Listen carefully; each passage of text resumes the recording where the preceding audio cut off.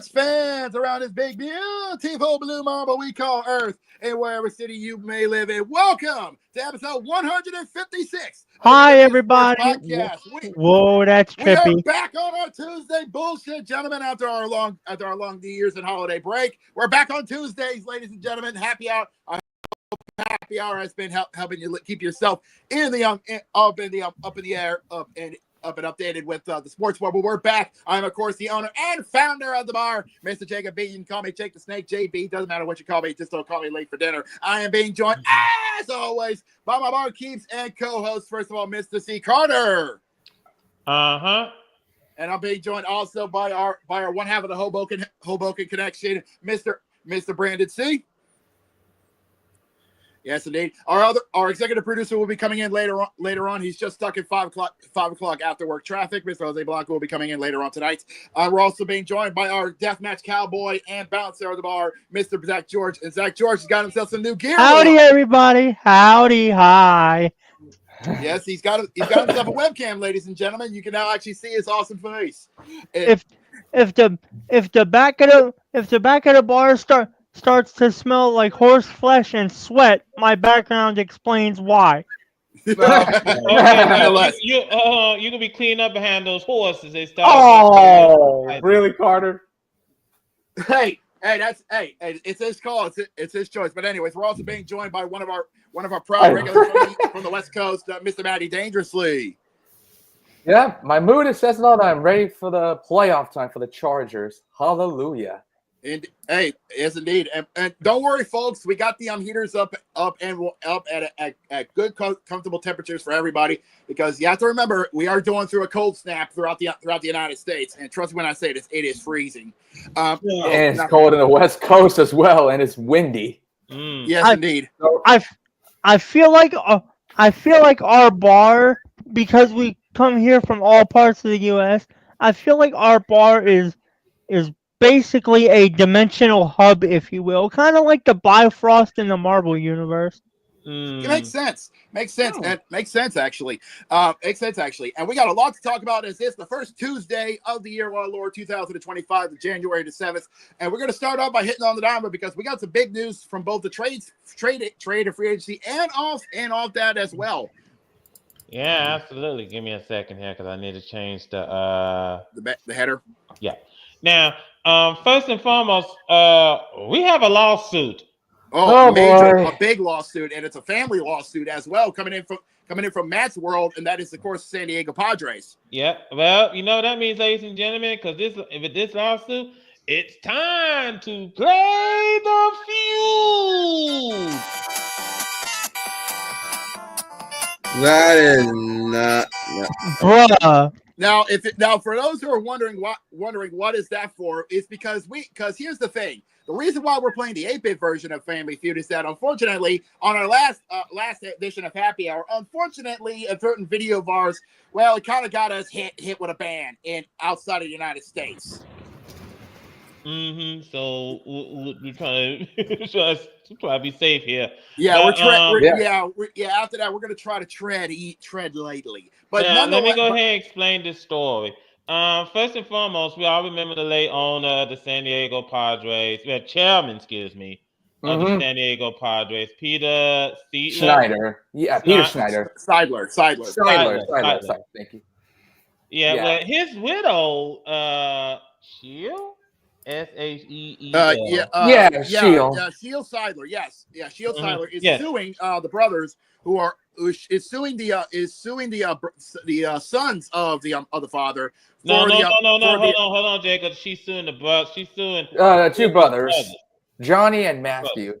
Yeah, the brothers of her husband for control of the Padres, and because of quote breach of fiduciary duty and fraud.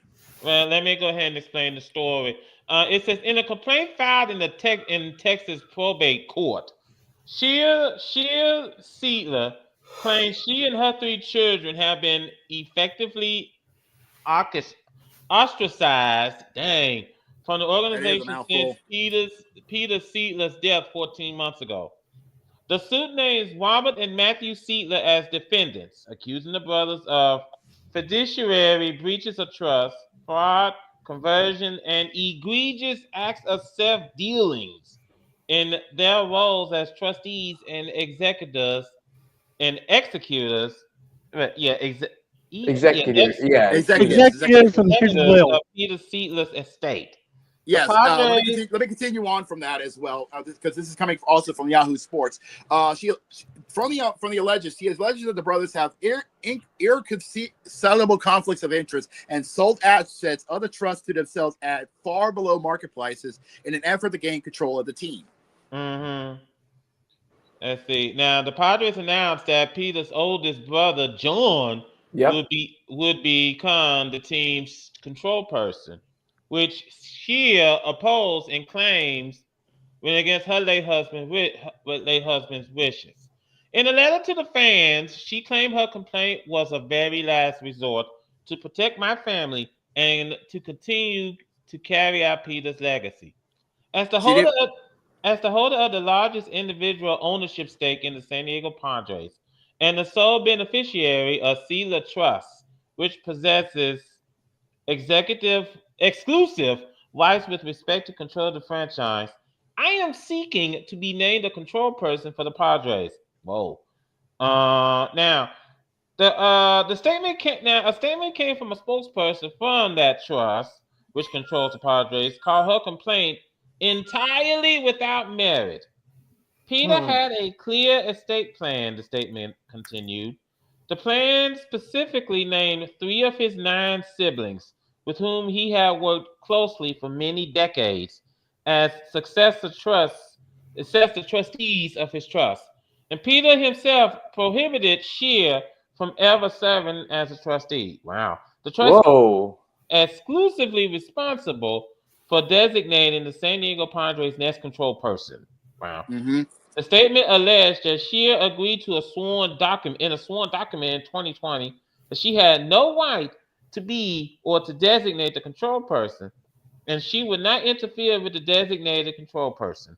The statement also alleges that Shear stated in May 2024 that John Seidler would be the best control person for the franchise.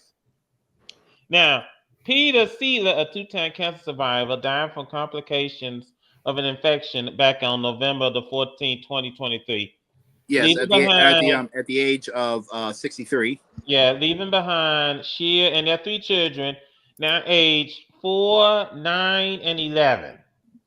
Eric Kacinda, a longtime friend and business partner, was named the interim control person before essentially turning over responsibilities to John Seidler 13 months ago. I think that this is ugly.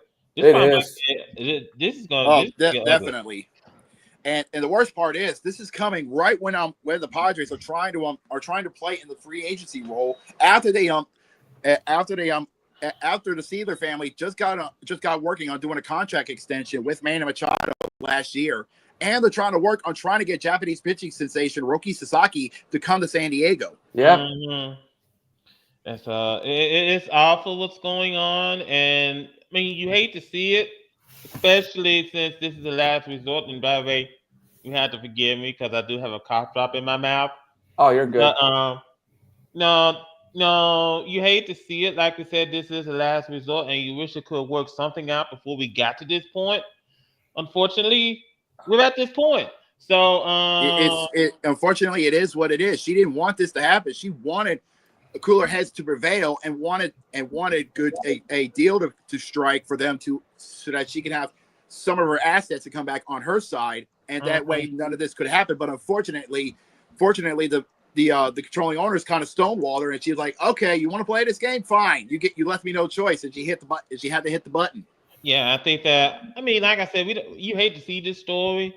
Hold on for a second. Let me. I hate this color. Oh, what color? There we go. That's better. Oh, Yeah, okay. there we go. Back to purple. Yeah. There we go.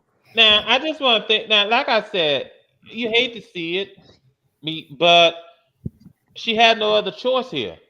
I mean, and I think that's what basically the thing is. And the problem is that if she said that she wanted no control of the Padres, then if that's what she said, it's kind of a little bit too late to change your mind now. Right. Yeah, it's What kind What of our a conflict of contract interest. stated, it states. Mm-hmm. Yeah. So John is controlling the Padres, and he's been doing this for 13 months from now. Yeah. Yeah. So if she said at first, okay, I did say that, then yeah, that loss is gonna get tossed out in a heartbeat because it's too late to change your mind now. Yeah, Right. most definitely. Yeah. Most definitely. So this is basically a fuster cluck and a half. Mhm. Anyways, outside of the lawsuit, we do have some big off season free agency and trades that happened. Big one, some of the interesting ones. For Zach's Orioles and Jamal's, they have signed Charlie Morton to the rotation. Mhm. Not to mention that Yeah, Japanese pitcher we picked up.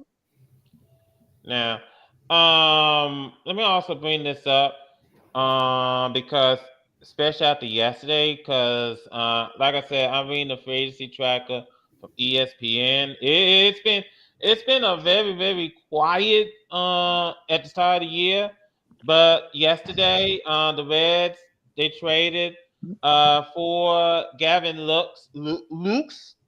Gavin Lukes, Gavin yeah, Lux, in he a had deal it. with the Yeah, with the Gavin Lux. Dodgers. Yeah, so he's going to Cincinnati. He's coming from the Dodgers, and what the Yep. Dodgers getting in return is a draft pick and an outfield prospect. So Yeah, I mean, first I'll tell you. First of all, I like what Cincinnati is trying to do here because first and foremost, their new manager Terry Francona is coming in, and he probably might see the talent that the Reds are trying to put together. Because I think he wants to do the same thing that Bruce Bochy did a couple years ago in Texas. hmm most definitely. He wants to get Cincinnati to he wants to get Cincinnati some much needed firepower to help bolster them for the NL Central.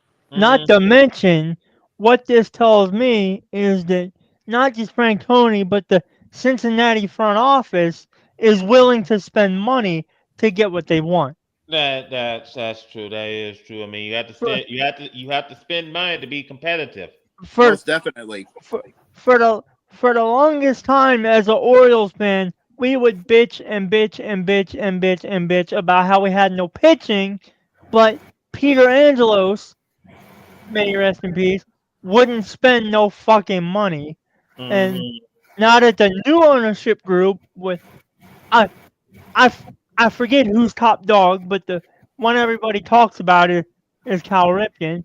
Now Yeah. Yep. that now that this new ownership group with Cal are in place, the Orioles are starting to, yes, Jose, actually starting to spend money, and we're s- and we're starting to see the fruits of that expenditure. Just Hmm. look at last season. Most definitely. So safe to say, we're going to be seeing a lot of teams you might not think come out with the checkbooks and starting to bolster their rosters. So safe to say, come March, late March, early April, we're going to be seeing a whole new era on the diamond. Now, also, I'm gonna go ahead and bring this up. The Warriors are bringing back Michael Lorenzen on a 1 year, $7 million deal. So 1 year prove it deal for this man going back to KC. And a couple days ago, last Friday, Hee Sung Kim is going to the Dodgers. Yeah, on a 3 year deal believe it or not, with guaranteed of $12.5 million. Mm-hmm. Now, I I don't look know. now. I don't know if it was you, Baker, but I watched a bunch of Ha Sung Kim high, highlights with oh BC helped you out on that. Yeah. yeah with Brandon. Thank you, Brandon. And let me tell you, defensively, that kid is a freak. So yeah, So because he played the past because he wasn't with the major leagues for the past 6 seasons. He was over in Korea playing with the Kiwoom Heroes and and the Dodgers like let me see how this works. Let me see this dude in act. Let me see how he can do in the majors. And they decided to nab him from Korea and bring him over to the States. Mm-hmm. and the Orioles have done a similar thing with a Japanese pitcher whose name I'm forgetting. Somebody help me out here. Let me see. Hold on, I'm working on it. Where is Tomoyuki Sugino? I think that's it. Could be. Tomoyuki Sugano. Tomoyuki Thank you. Sugano. Gotcha. Mm-hmm. I haven't seen any of his highlights. I might have to do this. I have to do that before the season starts. Well, we'll have to see. Let me go ahead. Well, hold on. Let me go ahead and bring this up because keep a close eye on these on some more of these deals that probably might get done because most of these teams pretty much set now. Because I know sometime in February the pitchers and catchers go report.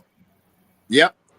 Which means spring trainings is going to start. It's going to start coming up very soon. Which means we're going to be seeing some of those new guys in their new clubs get ready to go. Mm-hmm. Now, let me also bring this up.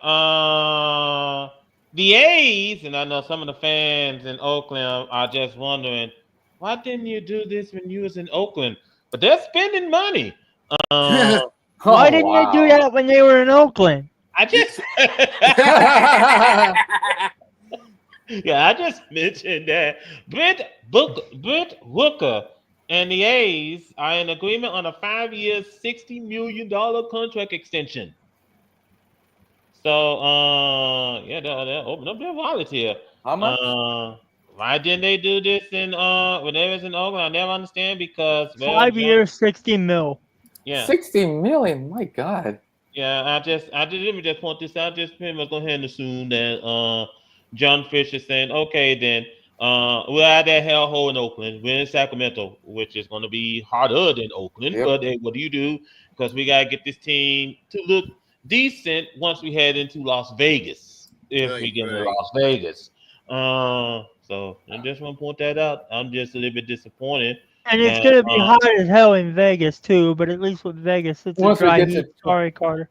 Yeah, once we get to 2028. Yeah, I think that at least in Las Vegas, they'll be playing in the dome. Yeah. With a nice AC on. Mm-hmm. Now, speaking of domes, Tampa Bay, the Rays have supported the plan to repair Tropicana Field for the 2026 season. Okay, that's understandable. At least they're doing some progress while they're getting the bill to pass through on planning on getting the new stadium set up. Mm-hmm. So it looks like it's that after some uncertainty, the Rays now support a $55.7 million city plan to repair hurricane shredded Tropicana Field in time for the 2026 season opener. While the team prepares to play this year at the Yankees spring training home over in Tampa. Steinbrenner Field. Yep. Mm-hmm. So, Matt Silverman, the Rays co-president, said in an email to the St. Petersburg chief administrator that the team wants to clear up any questions about its support for the reconstruction. The city must pay for the work under its current contract with the Rays. So it's the city's responsibility to repair Tropicana Field. Okay, that's understandable. That's understandable because Tropicana was a part of the damage from Milton, so it is fair. Mm-hmm. And because, like I said, the city are the landlords of Tropicana Field. That they are. So they do have the responsibility to repair that. It's basically like a landlord repairing an apartment. Repairing an apartment from like water. Yeah, I know it's a tongue twister. It's a tongue twister. Yeah, it says while we have been open to considering a scenario in which the city bought out its obligation to rebuild the ballpark, the Rays support and expect the city to rebuild Tropicana Field in accordance with the terms of the current use agreement. So they're going to repair and they're going to rebuild Tropicana Field because we all saw what happened with Hurricane Milton. Milton brought out the baseball bat and went to work. Yeah, pretty much. Yeah, blew the roof to smithereens. So I'm pretty sure that we're working on it. And 2026, the Rays will be back in there, and well, they're gonna play. Hopefully, supposed to have new stadium ready to go. Probably like on 2029. Here's Hopefully, hoping, honestly, yeah. because honestly, they do deserve a new stadium. Tropicana Mhm. is finally reached its last legs, and they deserve a new barn. And then let me just say this about Major League Baseball real quick. I'm pretty sure, and this is to you, Ward Manford. The last thing you want is have your two teams play in minor league stadiums on a long extended time. Yeah, So it's not worth the time, it's not worth the effort, it's not worth the money, and it's definitely not helping out the fan bases. Okay. because at least with Tampa, they'll be able to go back to Tropicana Field. Oakland, the A's on the other hand, you burnt that bridge with Oakland. Yeah, you burnt that bridge, and now the fans are going to suffer in Sacramento because of that because of the heat, not because of the weather there. For summer, Mm, yeah. Yeah, because I'm pretty sure that it's not gonna be looking pretty, especially got to play out there in 100-degree heat. Yeah, So not good seats and metal benches. yeah, that's how come the Rangers will had to hope to get a retractable roof stadium when they was playing in Arlington, the ballpark in Yeah, Arlington. and they got that with Globe Life Field because and now old Arlington Stadium is now being used for spring football. Yeah, not to mention Otherwise known as the ballpark at Arlington or the Great American Ballpark. Thank yeah. you very much. Well, Oh, the speaking of Great American ballparks in Cincinnati. Oh, my yeah, bad. we now know it's the ballpark of Arlington. Yeah, let's go ahead. Let's go ahead and head to the hardwood, Oh, Jacob. and speaking of the hardwood, I hope that we got the video posted up because our man with the plan, Mr. Evan Johnson, has now been boosting up the playoff stuffs as well because because he's not only touching the gridiron, but now he's hitting the hardwood as well. Yeah, I gotta get the video because I've been so busy doing everything else here. But he has been discussing. Oh dear, someone pressed the help button here in this building. But Oh God. Oh. yeah, that's how. If you're hearing a loud ringing, it's from my end because someone pulled the help bell. That's Uh-oh. not good. Yeah, so let me do this real quick. Change the heading. All right.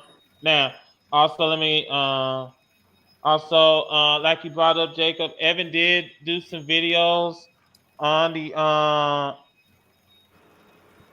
the on the playoff implications of both the NBA and the NHL. So yeah. First and foremost, I think it's a little bit too soon. yeah, it is very too soon. But knowing him, he's just doing that, just do that stuff. So we'll just get this. Since we have this one out of the way, we'll just get that one out of the way. But until we can get past the halfway mark, we're just gonna hold back on that until it's all set up so we can start getting into the second half of the season. It just makes more sense. Absolutely. Now, let me just bring this up real quick. Good. Hang on. Take your time. Oh, here we go. I got it. Hang on. Now, let me just bring this up real quick. First and foremost, I'm going to talk about the two teams that are just like I said. They going streaking. Cleveland and Oklahoma City. I mean, first of all, Cleveland is on a 10-game winning streak, and Oklahoma City is on a 15-game winning streak. Finally, the bell stopped. So, Oklahoma City, man. Okay, by the way, heads heads up. up. On a lightning surge. Yeah, by the way, heads up. These two teams, they're playing tomorrow night. Ooh. Somebody's streak is going to be busted tomorrow night. Now, well, they could both win, and there goes that. That doesn't work in the realm of the NBA. There's no such thing as ties. I'm hoping that this is what. Hold on, Jacob. I'm hoping that this is what you're talking about. It's getting to be that time, so let's take our first look at the NBA playoff picture. We start in the Eastern Conference, where as of today, the top two seeds would be the Cleveland Cavaliers and the Boston Celtics. Cleveland and Boston would get the 2 winners of the play-in tournament. Here's what that's looking like. Our 7 versus 8 would be Detroit and Atlanta, with the winner moving on to play Boston. And our 9 versus 10, Miami and Chicago. Now back up to the first round, where our 3 versus 6 would be New York and Indiana. And our 4 versus 5, Orlando and Milwaukee. Now we go to the Western Conference, where as of today, our top 2 seeds would be the Oklahoma City Thunder and the Houston Rockets. OKC and Houston would get the 2 winners of their play-in tournament, and here's how that's shaping up. Our 7 versus 8 would be LA and Golden State, and our 9 versus 10, Minnesota and San Antonio.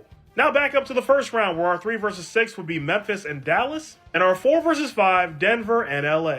Think your team's getting in? Let me know in the comments.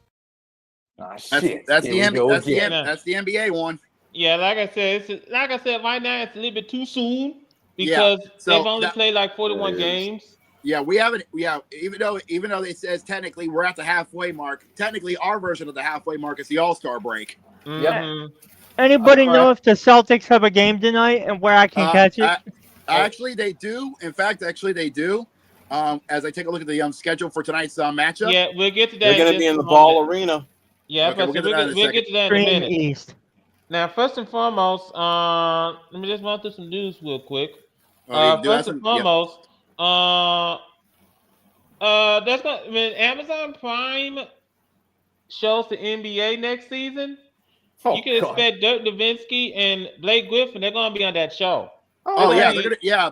As reported, Blake Griffin and Dirk is going to be one of the big commentators on Amazon Prime, believe it or not. Yeah, they're going to be analysts. They're going to be analysts. One of the big analysts on Amazon Prime. Yeah, they're going to be analysts on the radio, on the studio show.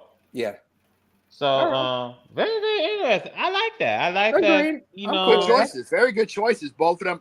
Both of them former All-Stars. Dirk, former NBA champion in his own right with the Mavs, and Blake Griffin, a highlight reeler in his own right with the Clippers and his tenure.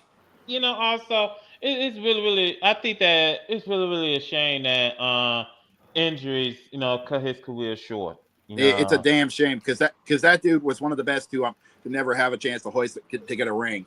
Mm-hmm. Yeah. Oh, there we go. Hey, there's our executive president, executive vice president, and executive producer and troll master himself, Mr. Jose Blanco. Way, Jose. Hey, yo. Okay, so what y'all talking about? Well, we're in the NBA right now. Yep. I heard that Derrick Rose got his started as a player. I mean, Derrick Rose got his. That's a big news. Derrick Rose is going to get his number. He's actually got his number retired with the team he started off with, and that was the Chicago Bulls. Yeah, I think that first and foremost, Derrick Rose had a great career. It's just that it's unfortunate that it was cut short because of injuries. Same with Blake Griffin. He such a talented man. It's just that unfortunately, the injury bug was not kind to that poor bastard. No, it was not. So it's an honor that Derrick Rose's jersey is going to be hanging up there to the rafters of the United Center. Most definitely. That's an elite group. He's going to be joining up in the Raptors. Mm-hmm. Now, let's see here. Just looking at some of these stories. Kyrie Irving, he's going to be out for about. That's what I said. Kyrie Irving's going to be out for a couple of weeks, probably at least 1 to 2 weeks because of a sore back. Yeah, no, actually, it's not just a sore back. It's actually a bulging disc in his back. Yay! It's borderline on a slip disc. Oy vey. Yeah, and also this. Well, let me just bring this up. This is not good for Dallas because Luka's already going to be. They already lost Luka for a while since he suffered a strained left calf. Yeah, on Christmas Day, mind you. Yeah. So, these injuries are really taking their toll here. So, and now we do have an update on the Miami Heat situation. Oh, yeah, good. we do have an update on the whole Jimmy Butler situation. Oh, Lord. Okay. What we So got? they will listen to any trade offers that will be coming for Jimmy Butler. The Miami Heat is going to listen. So and anyone who's interested, they got to be creative with their deals to make the Godfather of the NBA, Pat Riley said, sure. But here's the thing. What team would want Jimmy Butler to be on their squad? I mean, that's the Yeah, question. that's the big question. Who wants Jimmy? Who wants to work with that dude? Well, Jimmy Butler's don't get us wrong, folks. Jimmy Butler is a phenomenal basketball player. You know, it's just that it's a shame that he's quickly becoming like the old Temptation song, Papa was a Rolling Stone, wherever he lay his hat was his home. He's quickly becoming a nomad. So and no, we discussed this a little bit during happy hour. So, and it's really, really interesting to see what kind of deal are they going to make to get Jimmy Butler.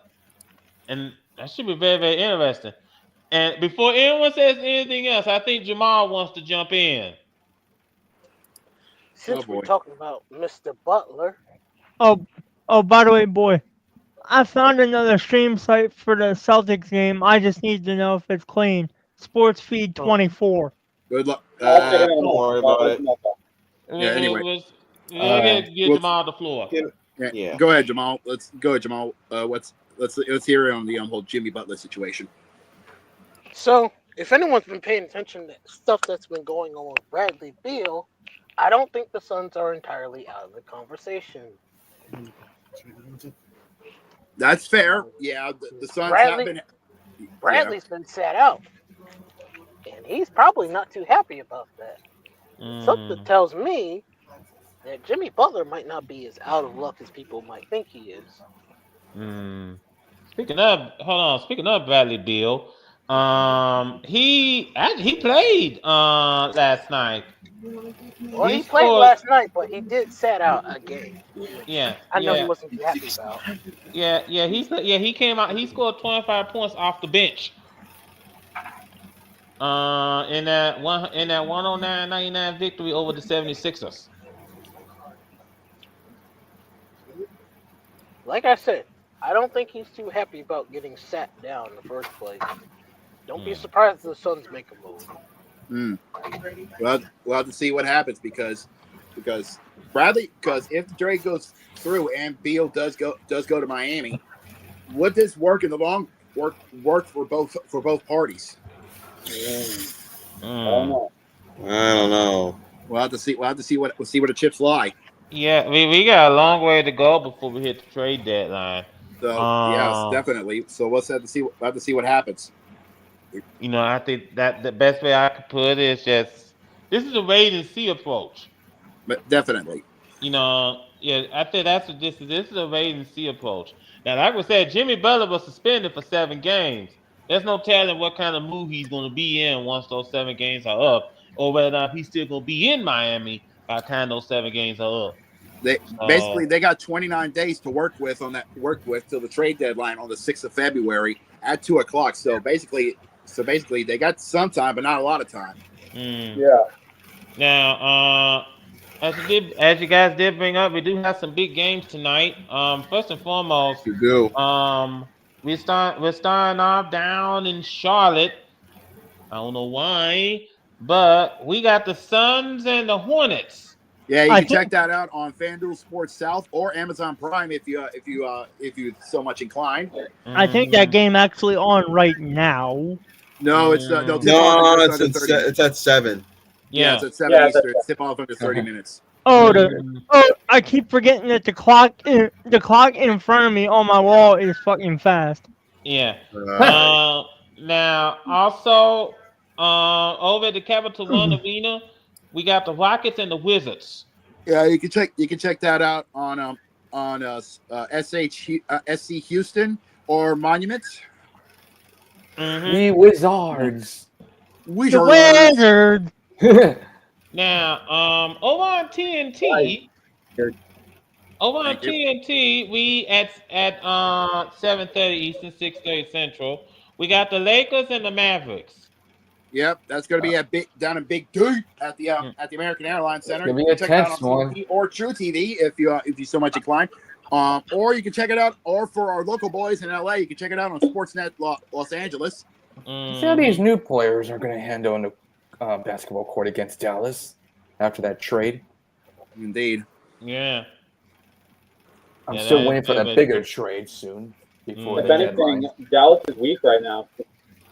Yeah, I mean, no Irving. In all honesty, I think Dallas is weak. Is Lucas still there, or is he still out from injury? He's still out. Oh, okay. So this could be a mixed one right there. He's still out with a half, excuse me. So yeah, the Mavericks are weak. So as you just mentioned about Luka, he's going to be back at least on the 2nd of February. Oh, so he's out for entire January then. Yeah, he's going to be out for the rest of January, which that might kind of hurt Dallas right there. Yeah, considering the fact that they also lost Kyrie Irving to a slip back to a. Well, it said he's going to be back at least on the 20th, so they're not gonna be too stingy about it. But we'll see. Well, it's gonna be a bumpy ride for Dallas. Bottom line. The disc is just bulging. It's not completely slipped out of its little socket pocket yet. No. Let's go ahead and let Jose get a word in. Yeah. Well, speaking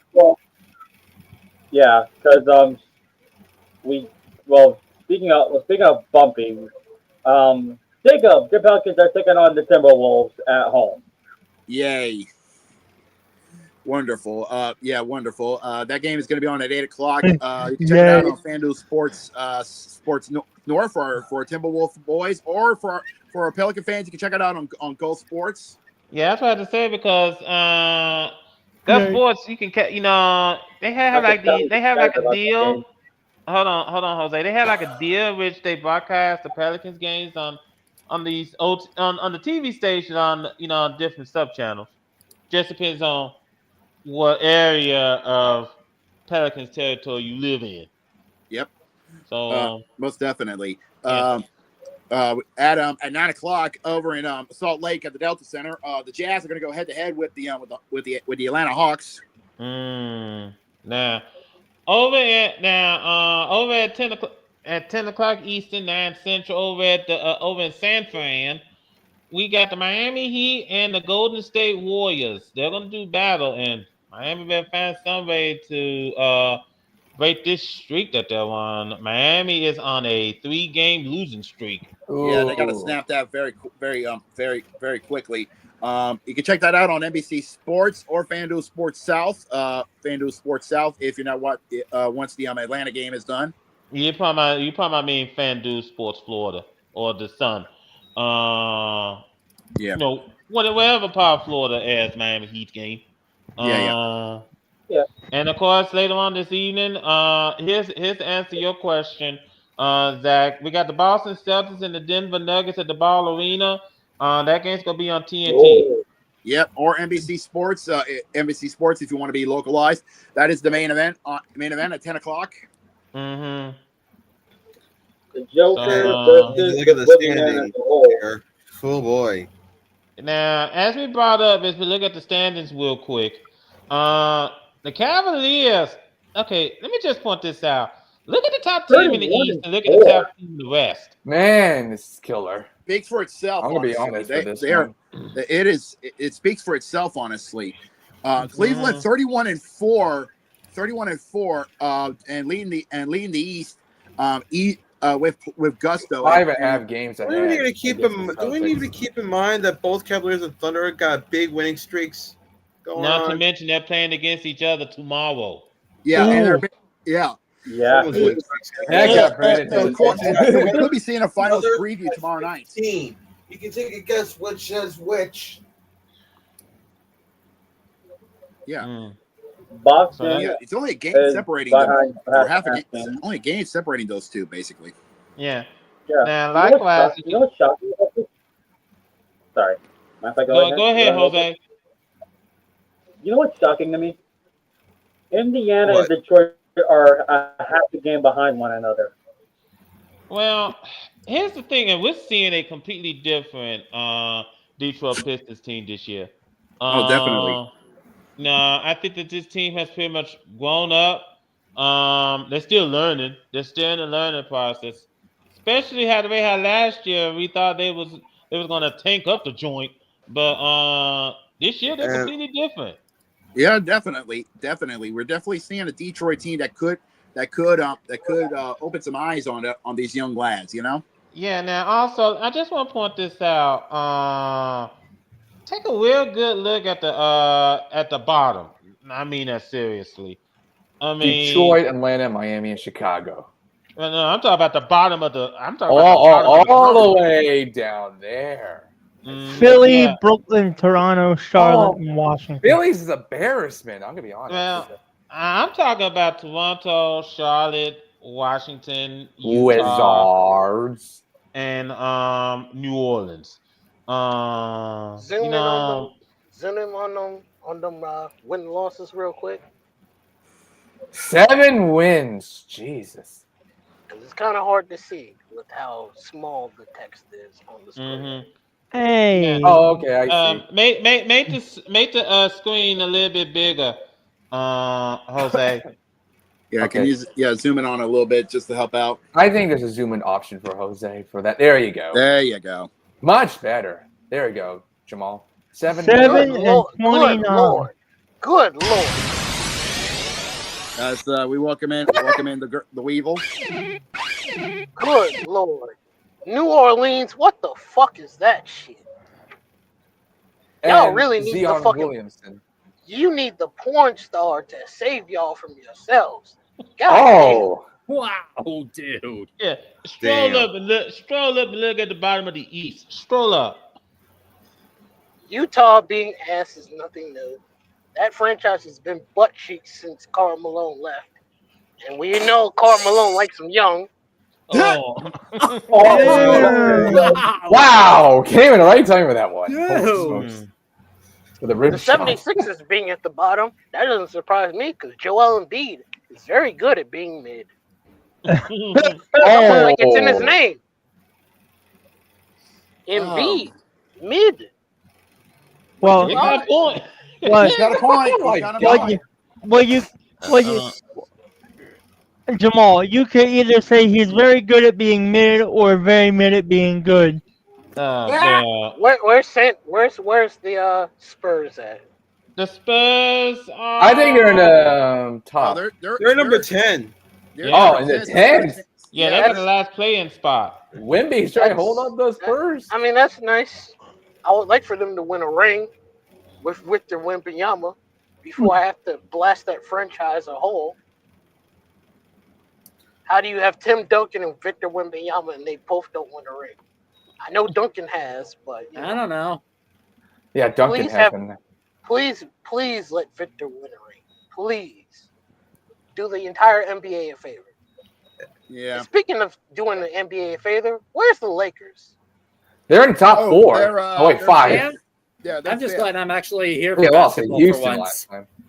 We got scrolling around like crazy. Yeah, there it is. 2015. How are the Lakers in the top 5 when they lost to the fucking Pistons? I know that's painful. Whoa, wait a minute. To be fair, the Pistons are looking good. Yeah, but even as Pistons fans would say, they're not trash. They're now mid. And they have the owner who's going to run the Chargers. It is better to be mid than to be trash.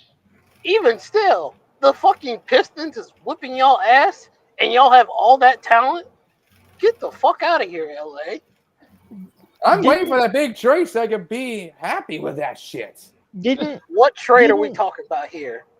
Maybe we already got the trade. We already got rid of D'Angelo Russell. I'm ready for a next big trade that's going to be due by February. You mean You mean the dude who can't shoot in the freaking NBA playoffs? But exactly. His ass off in the regular season. I'm still waiting for that shit, but it's going to take a while. But they had to do this by February. Look at Houston being in second place. That's adorable. Yeah, because they beat us. I hope you don't collapse like the fucking Texans. Oh, that's another rim shot right there. Bro, golly. Although shout out to the Cavaliers for being number one in their division because everybody seems to think Boston's about to run right through everything. Oh, by the way, hi Jamal. We quietly ignored the Cavaliers. I spotted the Cavaliers. They're in a 10-game winning streak right now.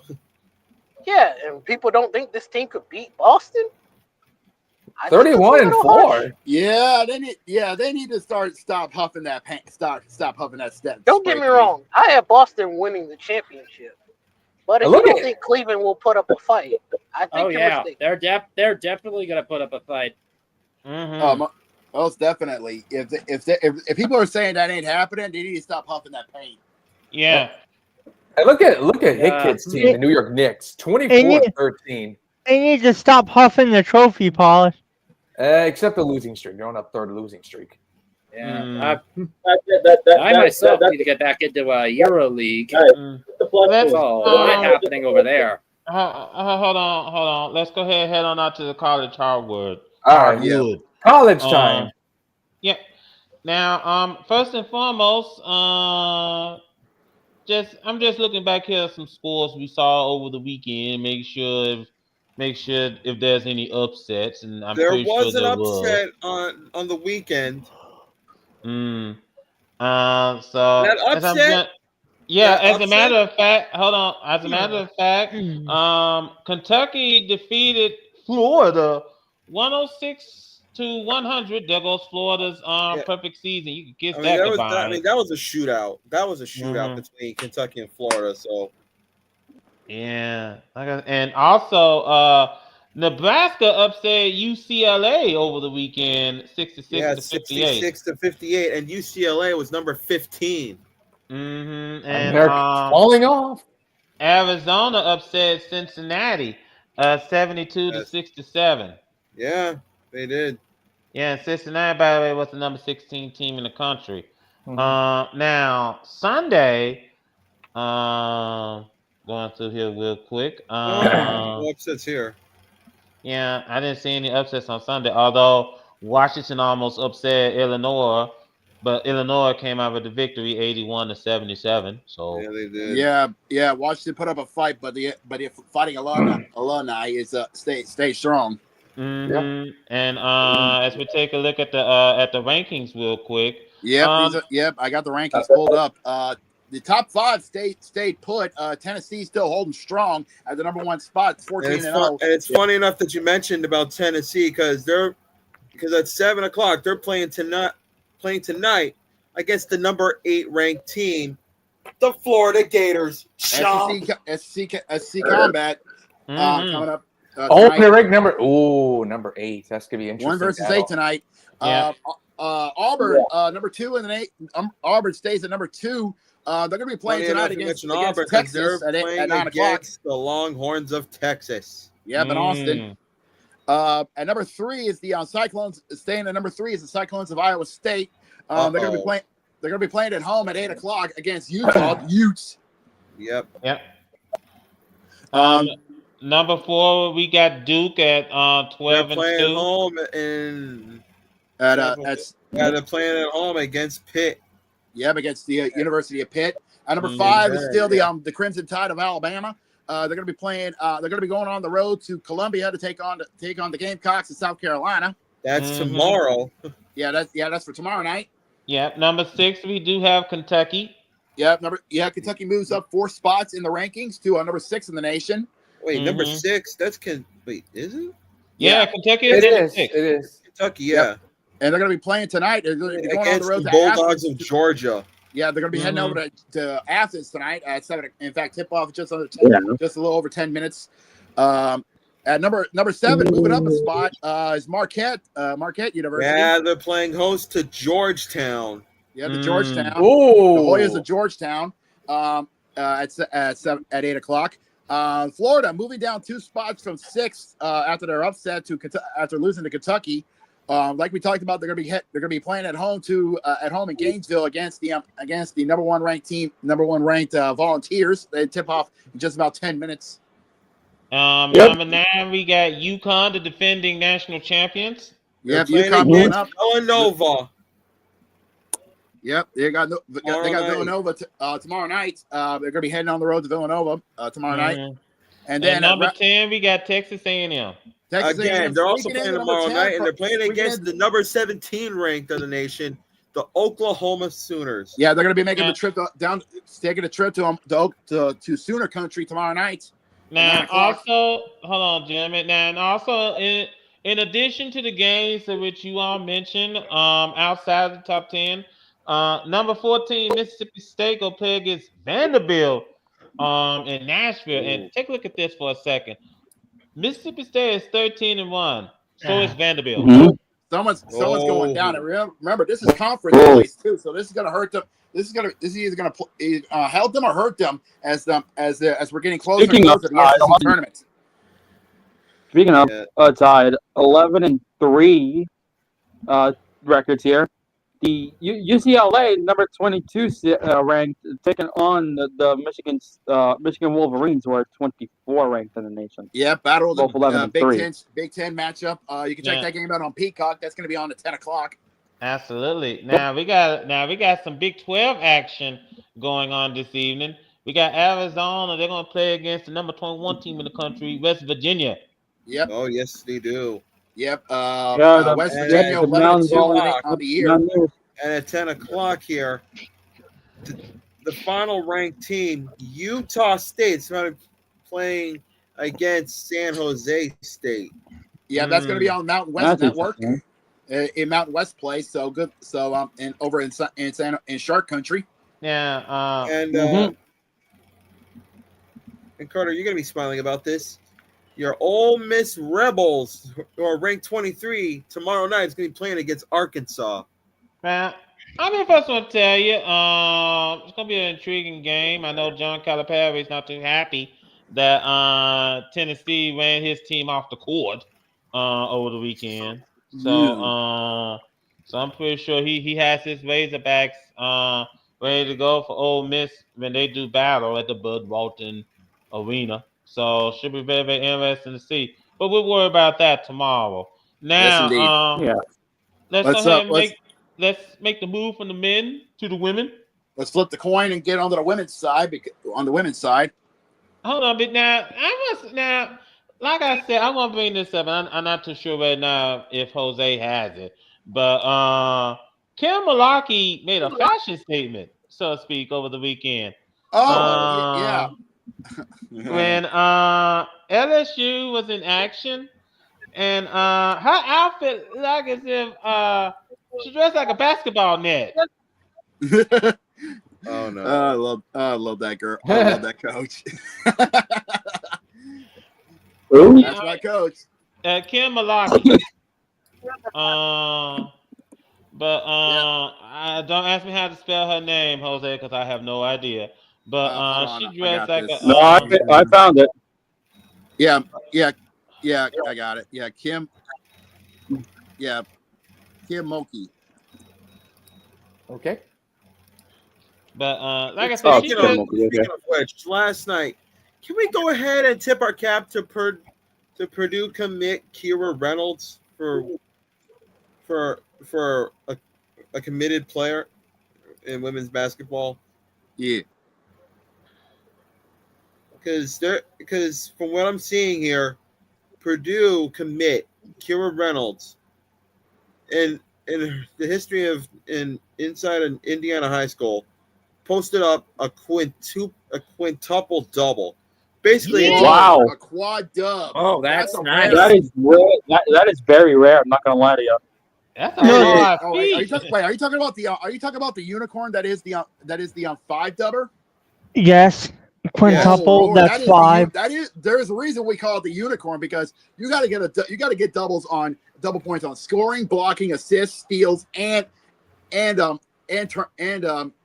rebounds all in one game. Yeah, so the high school we're talking about here is New Prairie High School, which is in Indiana.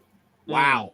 That is a rare feat in of itself. Congratulations. Yeah, and this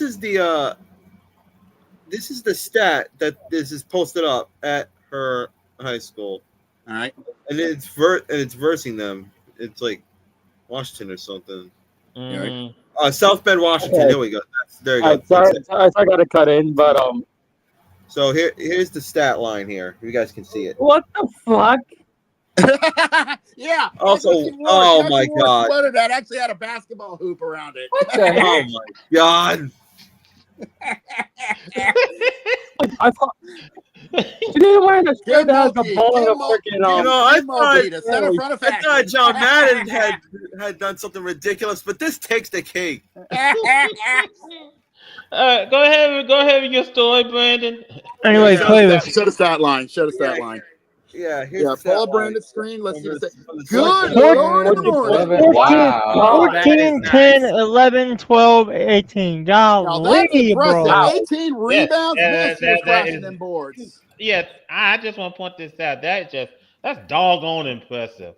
And man, also, can you imagine she put up those type of numbers when in college or in the WNBA? There would be media pundits everywhere. Yeah. There'll be a whole lot of people just saying, "Hey, school cars, come on to the WNBA." Jesus, Mary and Joseph. Now, let me go ahead and go to the top 10 rankings real quick. Yep, we do it. Yeah, so going to the top 10, basically, 1 through 8 has not changed at all. UCLA still holds the top spot, undefeated at 15-0. Yeah. Yeah, South Carolina still at number 2, 14-1. The Lady Irish still holding down the number 3 slot at 12-2. Let's go! And we beat UNC last night. Yeah, you did. By 36-6. Lady Trojans holding down the number for Ray. Lady Trojans holding down the number 4 spot at the number 4 slot, 14-1. For I know if Lobo's watching, his lady Longhorns took care of business and still holds down the number 5 spot, 15-1. My Lady Tigers still holding down number 6 at 17-0. There you are. The lady Huskies of UConn number 7, 13-2, and the Lady Terrapins at number 8 in the nation at 14-0. Let's go. 14-0 is Ohio State, and they're number 9. Yeah, basically Ohio State and Oklahoma did a flip flop. Ohio State taking number 9 and Oklahoma taking number 10. Mm-hmm. Yeah, but my main ladies basketball team is busting ass. Now we only got one game tonight in the top 25. Yeah, and it's a big one. And we just talked about Purdue, and they're going to be playing host to the Bruins of UCLA. Yep. Yes, indeed. The Boilermakers of Purdue will be playing host to the undefeated Lady Bruins of UCLA. That's coming tip off. It's just about to kick off over on the Big Ten Network. Mm-hmm. So if I want to go ahead and catch that game, should be very, very, very, very interesting to see. Mm-hmm. All right, let's go ahead on to the ice, gentlemen. Yes, Hockey indeed. time. Yes, indeed. Now, as we stated, Evan also did a playoff picture for the NHL, and much like we did with the NBA, we're going to just show just this one, and we're going to hold off on doing any updates until after we get past the All-Star break. Mm-hmm. We're coming up on the halfway point of the regular season, so it's time for our first look at the NHL playoff picture. We start in the Eastern Conference and the Metropolitan Division, where as of today, Washington would be the 1 seed in the East, so the Capitals would get the second wild card, which is currently Montreal, and the 2 versus 3, New Jersey and Carolina. Then over on the Atlantic side, Toronto would get the first wild card, which as it stands is Tampa Bay, and our 2 versus 3 would be Florida and Boston. Now over to the Western Conference and the Pacific Division, where Vegas will be your President's Trophy winner and your 1 seed in the West as of today, so the Golden Knights would get the second wild card, which right now is Vancouver, and our 2 versus 3 would be LA and Edmonton. Now over to the Central side, where Winnipeg would get the first wild card, which is currently Dallas, and our 2 versus 3 would be Minnesota and Colorado. So, think your team's getting in? Let me know in the comments. Now hold on, before we go any further, there's some breaking news coming out of the MLB world. Yeah, let's send it down to our boy Matty Dangerously. What's going on the diamond? We got San Francisco Giants and the right-hander Justin Verlander are in agreement on a 1-year contract pending physical. Sources tell ESPN the future Hall of Famer, who turns 42 next month, will spend his 20th season with the Giants. Wow. Verlander's heading to the Bay. Yeah, this guy, he won some World Series with the Rangers. With the Rangers? Yeah, he did. He also won one with the Oh, Astros? wait. No, One Yeah, of the he won, Astros. yeah, he won, Astros. one with the Astros, one with the Rangers. One of the most beastly pitchers on the mound. Dude's got a cannon for an arm and a filthy. If he's healthy. Yeah, when he's healthy and he's mad, he's one of the most filthy sons of bitches ever to be on the rubber. Absolutely. Just ask the Mets. When they Okay, had him. ladies and gentlemen, making his way on out from the comedy barn. Wow, look who finally showed up. Long enough. It took him a full hour since he started for him to finally wake up and get his butt over. Cody is always late. Don't worry. Don't worry. He'll get to it shortly. Now, back to the story at hand. First and foremost, we gotta talk about the suspect in the Goodell's case. Oh long story short, he pled to not guilty to all counts on the on what he did, and he tried but honestly, for all our sakes, I hope and pray the judge throws the book at him. Mm-hmm. Now, please. Hold on, you can't just get up there and say, "Oh, I didn't mean to do that. I plead not guilty." Then just to have everybody run up your ass. I'm sorry. You were the one behind the wheel, pissed off. That's your fucking fault. Anyways, moving on.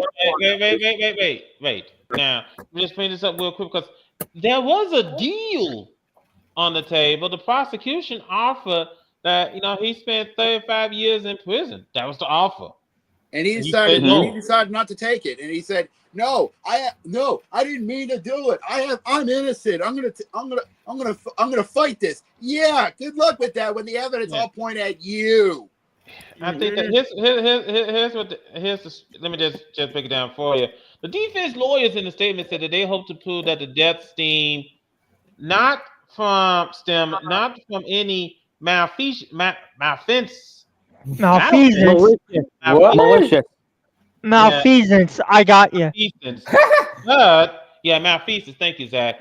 But from a combination of uniquely unfortunate circumstances unlikely to ever occur again. Okay. Let me just bro. Okay, hold on. Sorry, I don't speak bullshit. Can you please say that in a language I can understand? We don't speak all right, we will try and translate this for you in simple Jersey terms. Okay? Mm-hmm. Ready? Okay. That's it.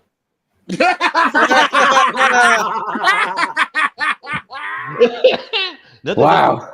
Now, let me just break this down for you because basically all I see is easy to say. He doesn't want to admit what he did was wrong. He says it was a complete accident. That's all it was. It's a complete accident. It is a complete series of unfortunate events. Like as if he's Jim Carrey playing in that movie. I'm over here looking at him like, but now here's the thing, and then we're gonna move on. But here's the thing. The fact of the matter is that blood is on his hands, whether he wants to admit it or not. Especially since his objectively so.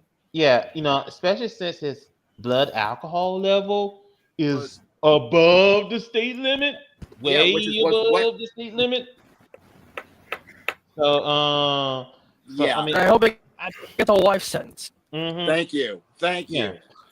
But let's get out of this. As Evan stated, in the playoff picture, safe to say, let's run down the standings real quick. Safe to say, the Eastern Conference is looking very interesting, to say the least. Especially what the hell's going on here? I just looked at the standings. What the fuck?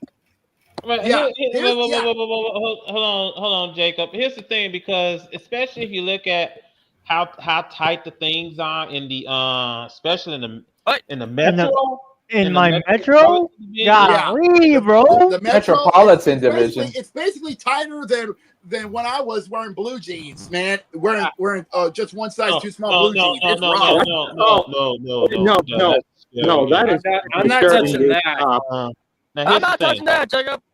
Now here's the thing. Not touching with a 20-foot pole. Touch what? Here's the thing. Anyway. Oh, fuck you, Matt.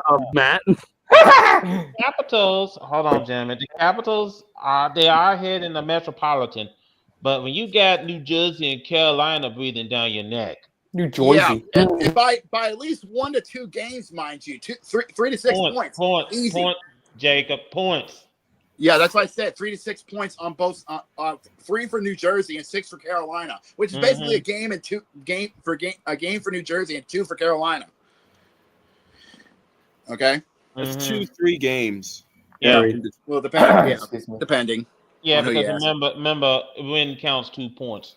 But you're right. So basically, it's a game and a half for New Jersey and 2 games for 2 games for 3 games for Carolina. Like that. Now, like I said, and that's how tough it is, and also you can't forget about what's going on in the Atlantic because the defending champions Florida is keeping up with Toronto. Yeah, they're only 2 games behind. They're only 2 games behind Toronto by 4 points on them, and it's rough. You know, I mean that's really something to look at, and that's how tight this race is right now. And like we said, we're not even at the All-Star break yet, and then putting up a fight like this. Yeah, we haven't hit the All-Star break yet. Yeah, if you want to see a showdown, check out the West. Yeah, in particular. Out West it's a different story, and that's why hockey rules, ladies and gentlemen. Yeah, I was about to say, take a look at that Central Division, though. Look at the top 3 right there. Yeah, Winnipeg is still holding down the fort, but Minnesota and Colorado are catching up. Colorado almost got them, and Minnesota is literally sleep on Dallas, limping at their heels. Come on, Lobo. Okay. Dallas is knocking at the door. Come on, Lobo. You and your Dallas Stars catch up.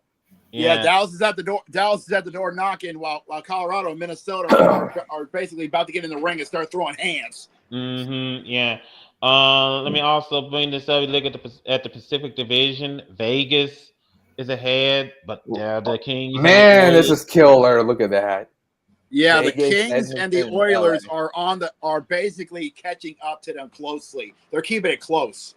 Now 3 games separate the Kings. Watch out, Edmonton. You got Calgary behind you, and Vancouver. Now, while the top half has been busy, the bottom half is just there. They're just chilling. They're just chilling. Okay. Yeah, look at Chicago. Thank you. I decided to turn my camera off. Oh, okay. That's understandable. And I was gonna say, apparently, every time I turn the camera off, it boots me out. Oh, that's weird. Yeah. Hey. Now, so that's really something to look at, ladies and gentlemen, because as we get ahead to the All-Star break, which is sometime in February. February. It's gonna be a hot and a doozy. Anyway, let's go ahead to the games tonight because some of these games have already taken place. The puck has already dropped. Yes, well, 3 of them has already started. One of them is, of course, Edmonton going to TD Garden and playing against Boston. You can check that game out on NESN if you're on NESN and for our New England boy, for our New England mate, Gurok, or you can check it out on ESPN Plus. That's a spicy game right there. Yeah. Also puck drop as well over at the Pizza Box, aka the greasiest bun in the league. The Red Wings playing host to the Senators of Ottawa. You can check it out on FanDuel Sports Detroit or ESPN Plus as well. Also, the puck has dropped over in Tampa between the Hurricanes and the Lightning. Yeah, you can check that out on FanDuel Sports South. Or you can check another one is go ahead. Yeah, I was just about to say that over at PPG Paints Arena in Pittsburgh, the Penguins and the Blue Jackets are going to do battle. I like that arena name. They're nearly as similar, which is crazy enough, between Columbus and Pittsburgh. Yep. And the final game, in fact, puck drop is about to happen at the Mecca, a.k.a. Madison Square Garden. The Rangers and the Stars are going to do battle. Oh. Good luck, Dallas. Now, also tonight, and you can catch this game on, this will be a mouthful. In fact, the puck just dropped in New York. Catch this game later on. This is going to be on ESPN Plus, Hulu, and Disney Plus. We got the Maple Leafs and the Flyers. This is going to be at the Wells Fargo Arena. Yep. A hefty game. Yep, most definitely. Also coming up at 8:00. If you're not interested in New Year's Evil, for our Minnesota boys, you can check out the Wild and the Blues over at the XL Center. The XL Energy Center. The XL Energy Center. Fair enough. It's on ESPN Plus, FanDuel Sports North, FanDuel Sports West, or FanDuel Sports Midwest. Meanwhile, over in Winnipeg, we got the Predators and the Jets. Yeah, that's also on ESPN. That's also at 8:00 on ESPN Plus or FanDuel Sports South. And I think probably either TSN probably might carry that game. Canada, yeah. The Sports Network, I guess. Yeah, I think they probably might TSN is Toronto Sports Network. Oh, okay. Thank you. So it's yeah. I'm pretty sure that was the Sports Network. I only know that because I'm subscribed to their YouTube channel. Oh, okay.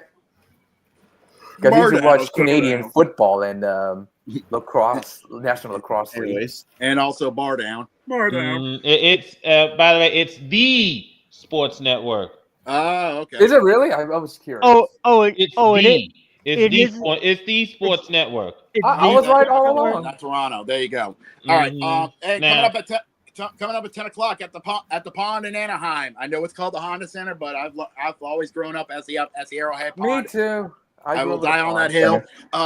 Same. I was a Ducks fan when I was a kid. I love that. Whack whack. Anyways. Yep. Whack whack, motherfucker. Ducks, yeah, you can blame the Mighty Ducks for that. Anyways, the Ducks of Anaheim will go head to head with the Flames of Calgary. That will be on ESPN Plus, Victory or KCOP. And also in the last game of the evening, we got the Golden Knights at the Sharks at the Shark Tank. Otherwise known as the SAP Center. Sharks. Otherwise known as the SAP Center. Make it. Yep. So basically we got some good nights of hockey as we're marching towards the All-Star break. So safe to say, once we get past that All-Star break, there's no turning back. By the way, hold on. Zach, go first, and then we'll get to Gurok. Zach? As far as hockey goes, can somebody do me a quick favor? That is. Can somebody Google me Ovi's goal count right now? I'm already beat you to the punch, and I got you on this one. Ovi is 23 goals away from catching up to Wayne. Thank you, friend. So hope he gets it. And if you're interested in some college hockey, there's three games happening all at the same time. Right now is what I have right now. Sure, who you got? The number 5 ranked Providence is taking on Brown. That's on ESPN Plus. And wait, Brown has a hockey club? Yep. Be surprised. They pay attention to college hockey for a long time. They are at Northeastern University, so it makes sense. I used to be a fan of college hockey for a long time ago. Also, number 12 ranked Minnesota State against St. Norbert. They're actually leading 1-0 right now. And also, Army are trailing 1-0 to American International College. Army are actually on an 8-game losing streak, if you can believe it. Who's on an 8-game losing streak? Army West Point. Oh, yeah, the Black Knights are not doing well on the ice. Ouch. Nope. That's rough. I completely forgot they had a hockey club, but remember that they have a both a judo and a jiu-jitsu team. Yeah. All right, then. I'm gonna go against the bad bit of my judgment. We're gonna head off over the pond. Oh boy, the fun buddy. I'll take care of this. Let's head across the pond. Hold on. Now, let me just point this out. Because we're about to get ready to approach going over the pond. We're only covering the Premier League. And since we're discussing the Premier League, well, let's go ahead and begin this.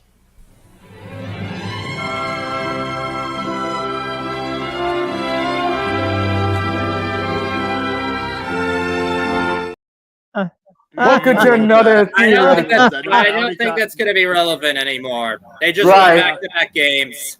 Yep, they're back on track. Yeah, they got It was back fun on while the field. rested. They're sixth right now.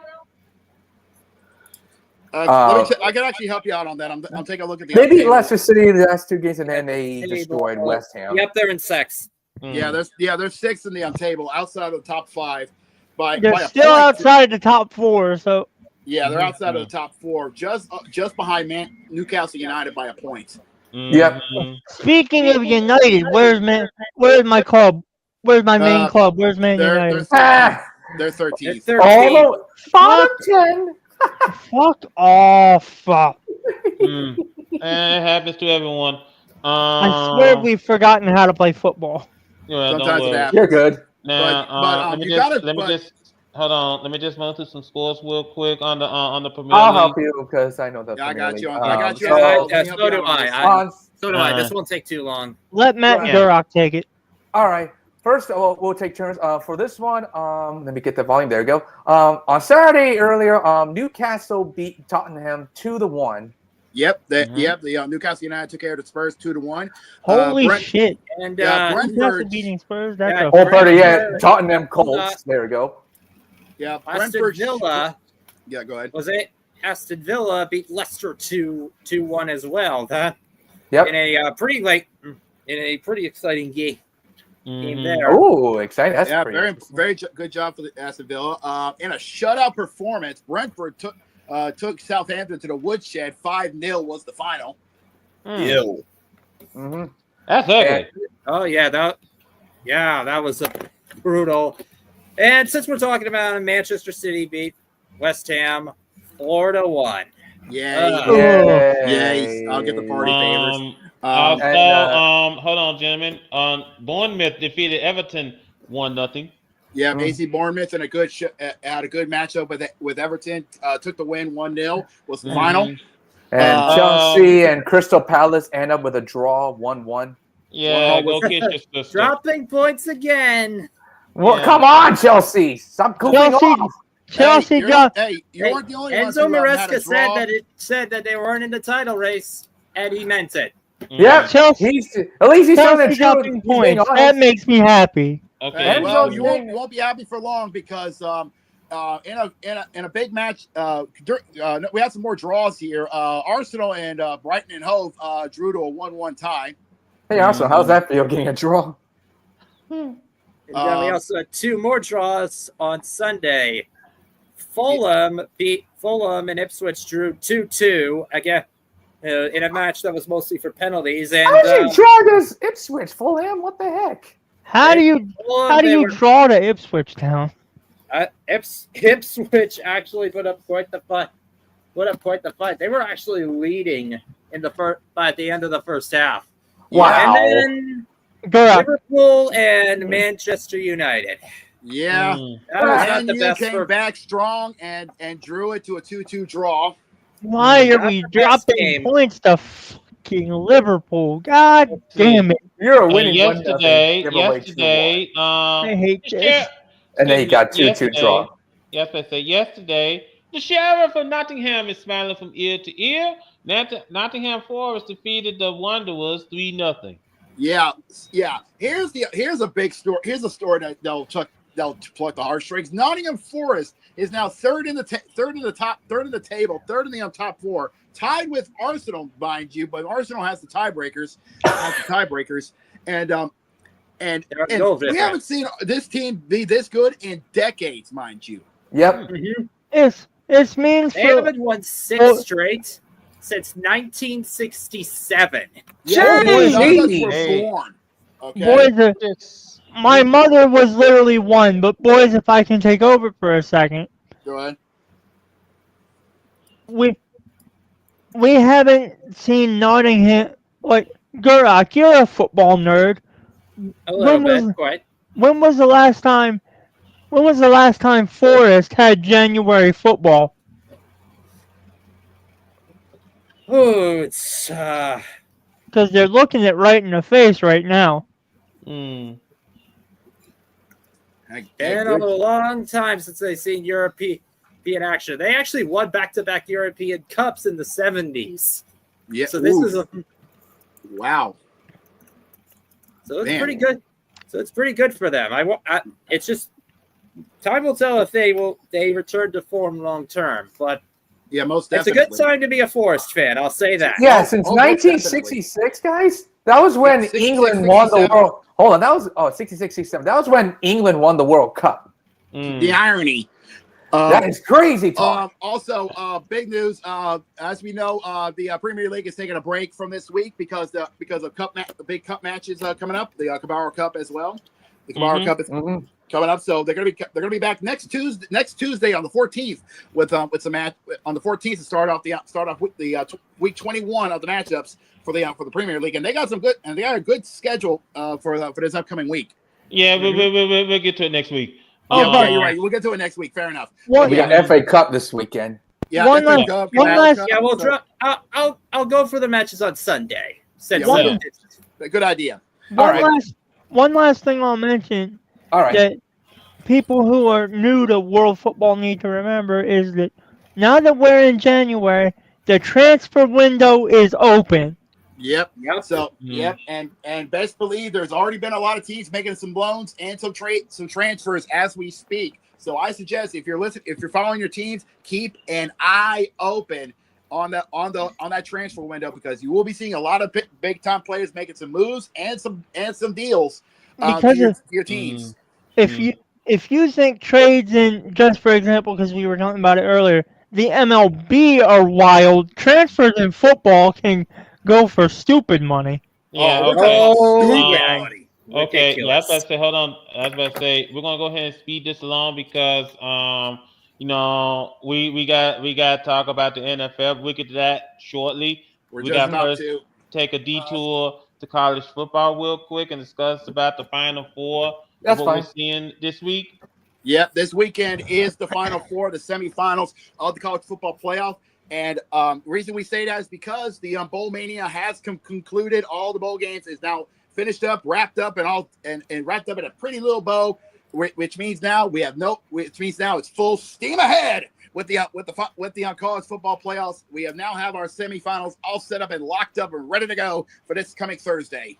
Absolutely. The last bowl game outside of the playoffs was the Bahamas Bowl. Buffalo defeated Liberty 26-7. Anyone was interested? I highly doubt anyone was interested.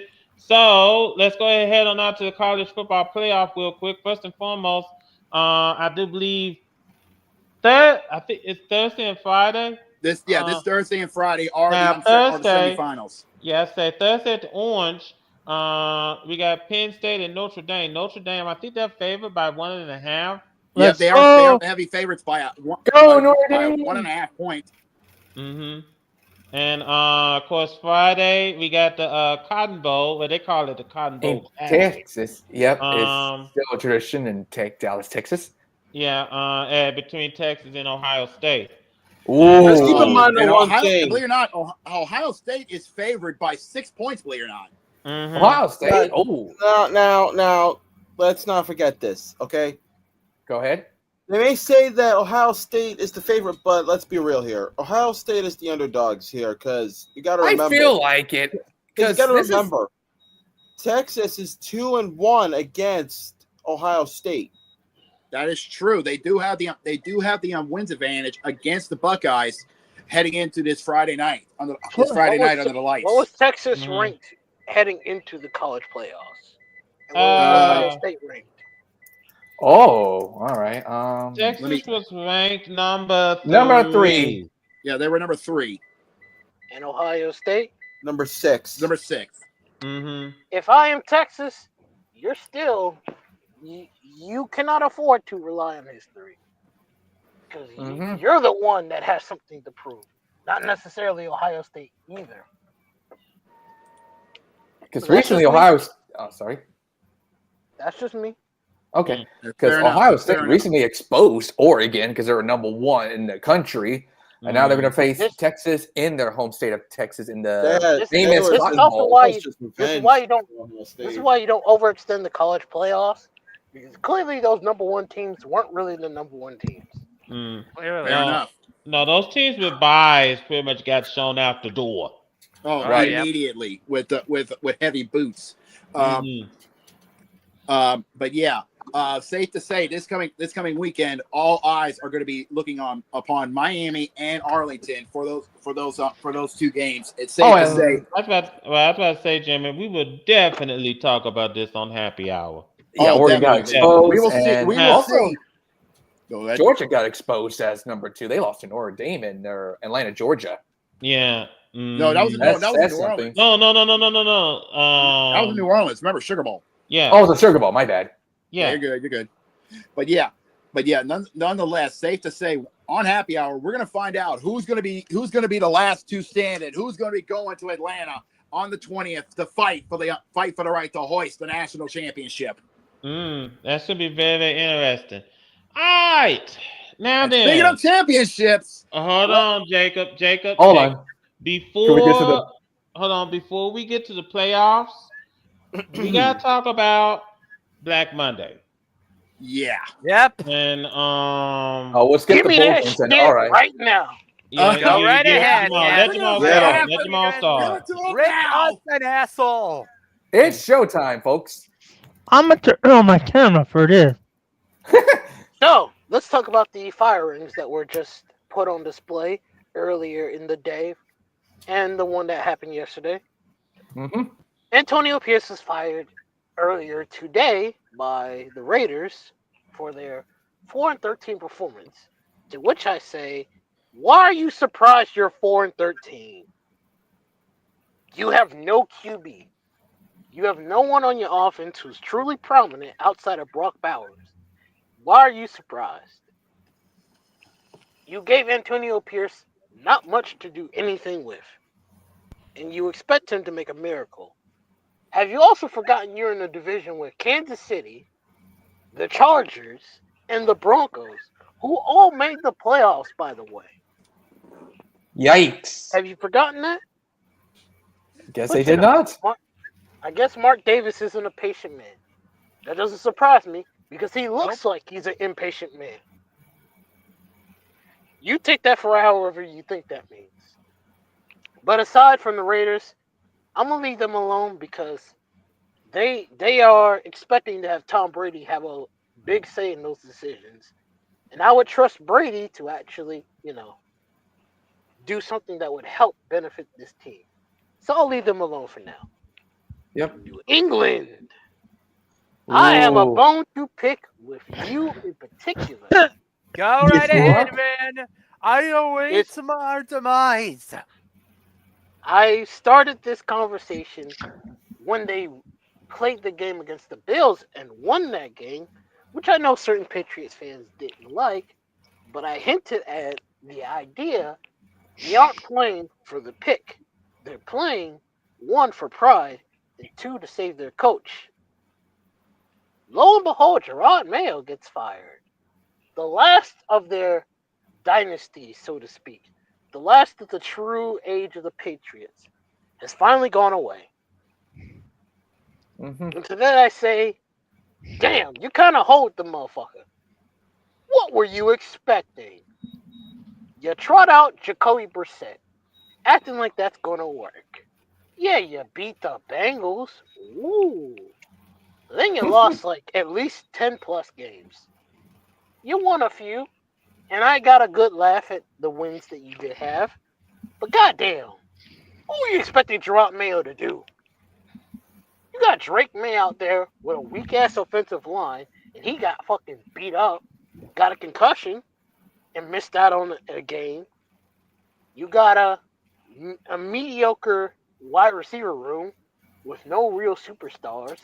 Now, granted, because you won that last game, you got the 4th overall draft pick, which means to me, you still might get Travis Hunter. If you're lucky. You still might get T. Higgins. You might get them both. And you might get Mike Rabel. So really, you're mad at them for winning a game when all they wanted to do was keep Mayo around. But nope, he's gone. The last vestige of your franchise's peak and the pain of every other AFC team is now gone. To that I say, on one end, I'm glad it's done. On the other end, I'm gonna still need Robert Kraft to eat a dick. You and everyone else. Belichick saved your franchise from being mediocre as shit. Him and Tom Brady both. You owe him a lot. I'm not saying you should have kept Mayo. Maybe you should have made things a little easier for him. But you know what? It's not my team, so what the fuck would I know? With all due respect, may Robert Kraft continue to eat a dick, and I hope this team goes 13-4 next season. They probably won't, but hey, it is what it is. Those are the main things I wanted to highlight. Although outside of that, hey Philly, I think you might need to worry about Jalen Hurts because he still has not passed concussion protocol. Yeah, he's still really? Yikes! That brother. And if y'all play the Packers with a backup QB and y'all lose, oh no, Dallas fans will be on your ass all day long. Yep. And I'm gonna laugh. Hold on. Speaking of the Packers, they might want to be concerned because Walker is done for the rest of the year. Yeah, he torn his ACL in the season finale against Chicago. Surgery, so season ending. Yeah, so I know Jair Alexander's also gone too, so Green Bay's in a tough pickle. Mm-hmm. I don't know what they do next year. I really don't know. Yeah, so Green Bay hurting for certain. Now, let me go ahead and bring this up real quick. Let me just go ahead and get these two out of the way. First and foremost, congratulations to Denver on clinching the last wild card spot in the AFC. Look, I'm gonna be honest. I think the NFC is the better conference. I mean, all 7 teams in here got 10 wins, and all of the wild card teams have at least 11. Oh, I don't know about that one, buddy. Nah, who cares? What's really important is who y'all think is getting that last spot. Is it Denver, Miami, or Cincinnati? Boy, if Miami don't walk through that door, I'm going to be lighting their phone up from now to the 4th of July. Now, I don't know why, but something tells me it's going to be Denver. I just refuse to believe they're actually dead. Man, after all that talking Cincinnati was doing about Burrow winning MVP, I just hope for their sake it's going to be them. You know, that's a very fair point. Okay. Whew. We made it. Y'all know the funny thing? I knew who it was going to be the whole time. KC, thank you for not caring about this game at all. Whatever, now go beat Buffalo. But we can do that. After all, we do have the Rookie of the Year. I beg your pardon. Gentlemen, let us begin.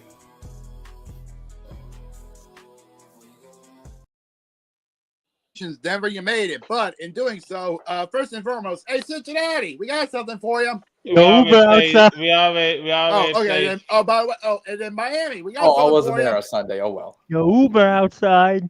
Hey, Miami. You Uber outside. And once again, their season ends in the cold. They're really never beating the allegations. I'm going to miss Mike McDaniel not knowing what the hell going on that sideline. This probably for the best. You knew they was going to get destroyed by Buffalo. Poor Mike McDonald. Damn. Ladies and gentlemen, let's have a conversation. A harsh conversation that's needed to be had. Cincinnati, you did not deserve to make the playoffs. Why did y'all wait so long to actually start winning games?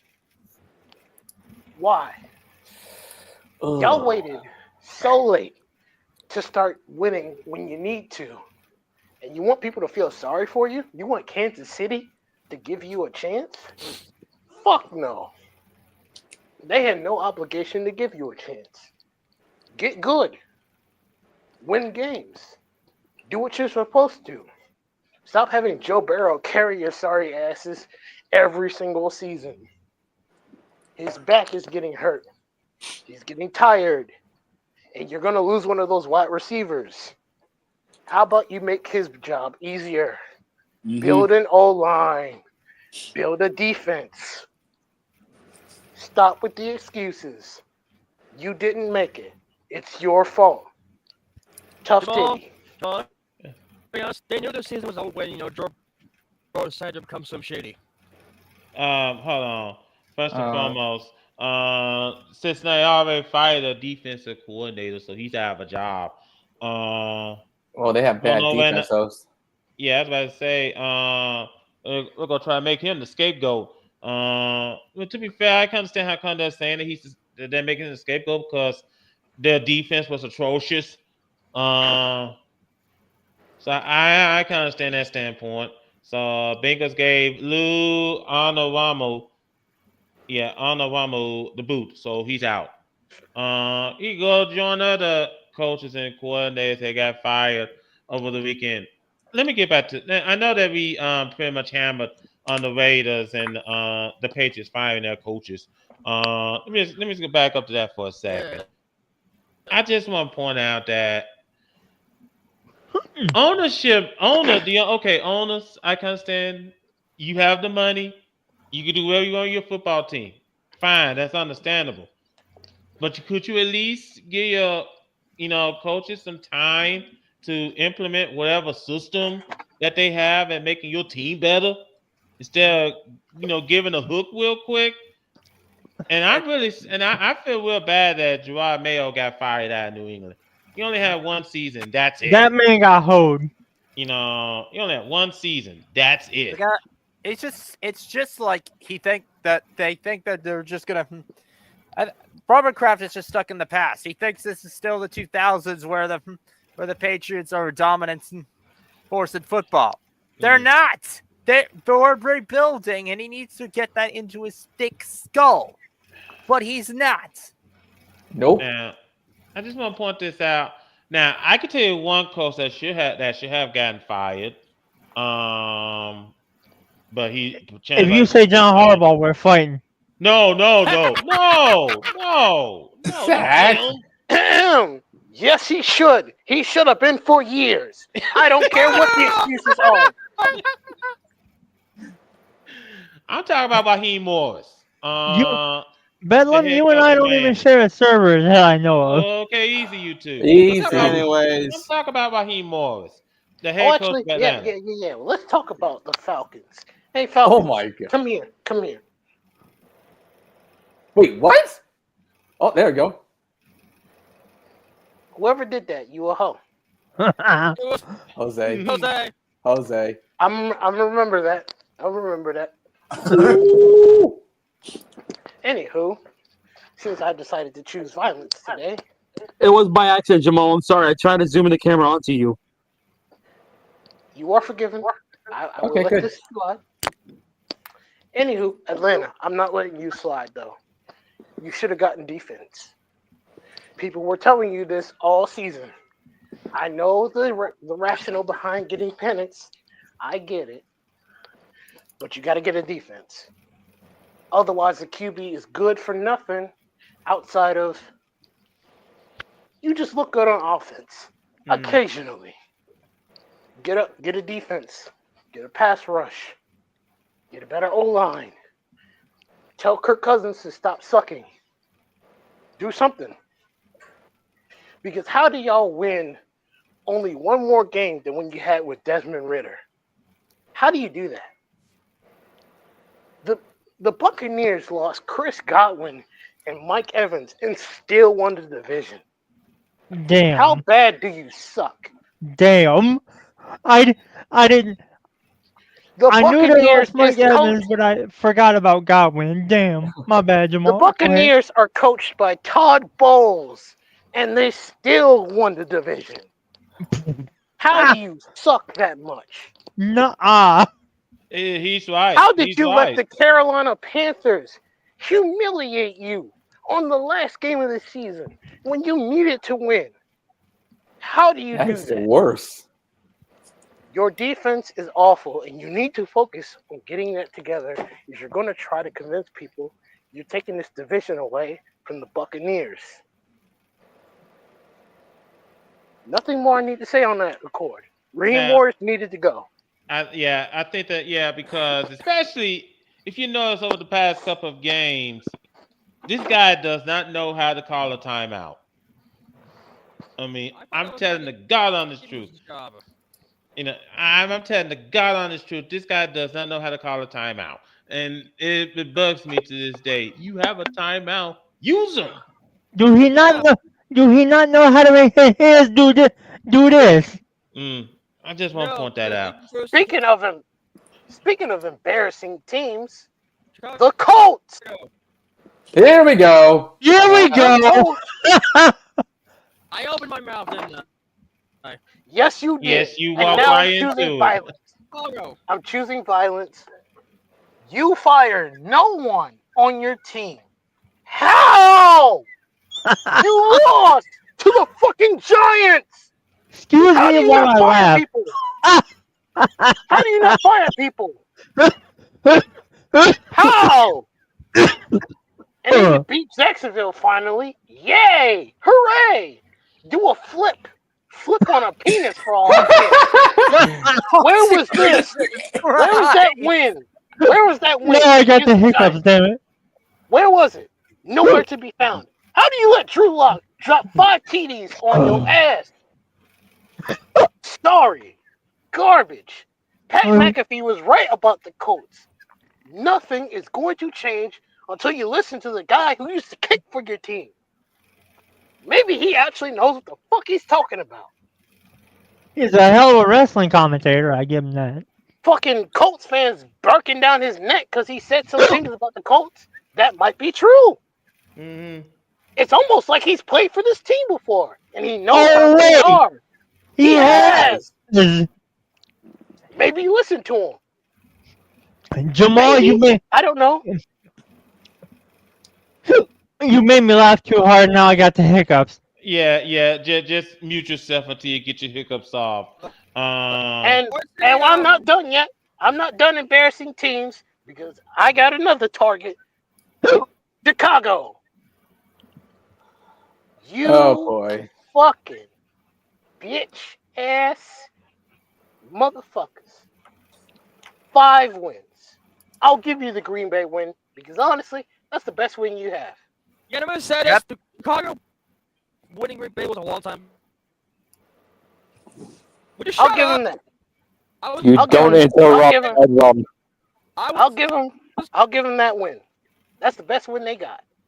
But outside of that, won in a long time. Outside of that, wasn't this supposed to be the most dominant division in football? Yep. Every Not team Chicago. in that division won 4 games. And now look at where the Bears are. The same spot they always have been for years. The punching bag of their entire division. What has changed? You got Caleb Williams out there getting sacked to oblivion. And even if people want to make the zesty jokes, I highly doubt Caleb likes getting slammed on the ground that much. I don't think he's that kinky. You got to give him a fighting chance here. If he don't have a fighting chance to prove himself, what are you expecting out of him? Someone please answer this. What are you expecting out of Caleb Williams?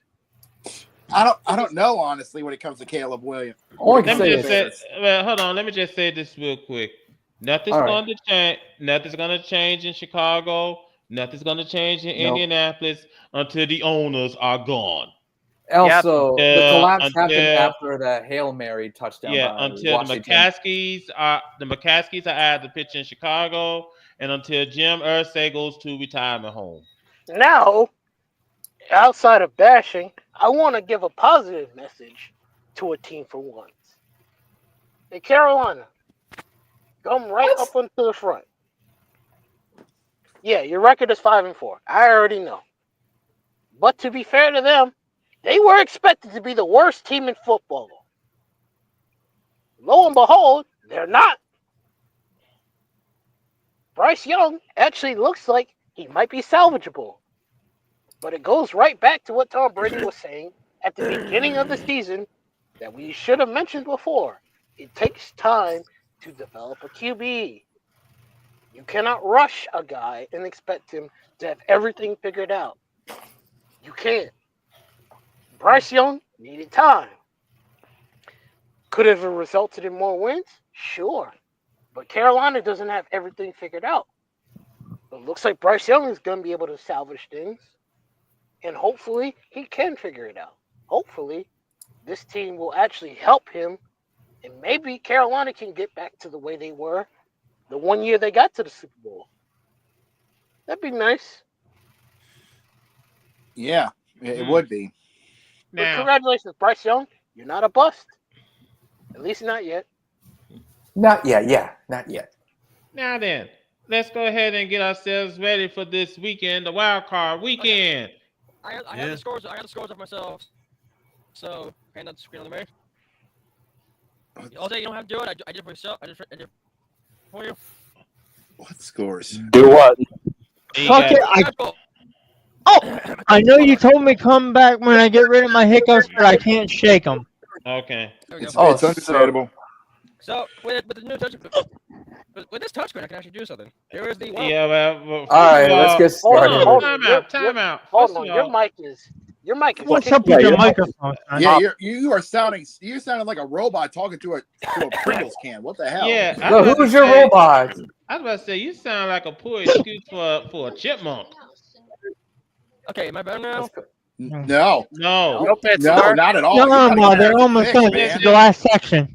Right, hold on. I'm just gonna take over. All right.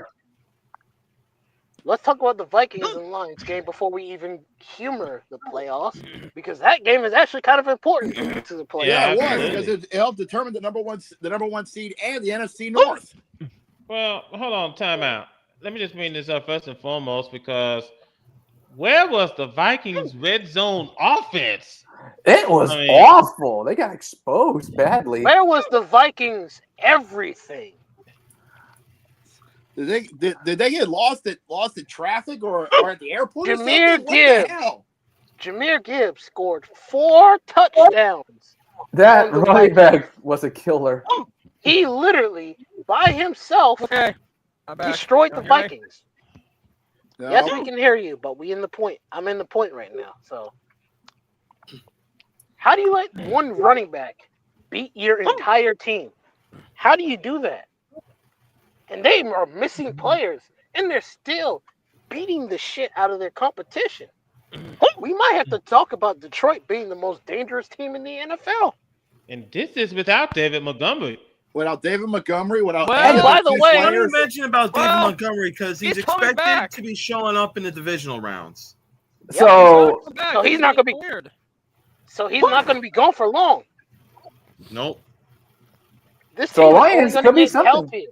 They're only going to get healthier the further they go. So unless disaster occurs, they might win the Super Bowl.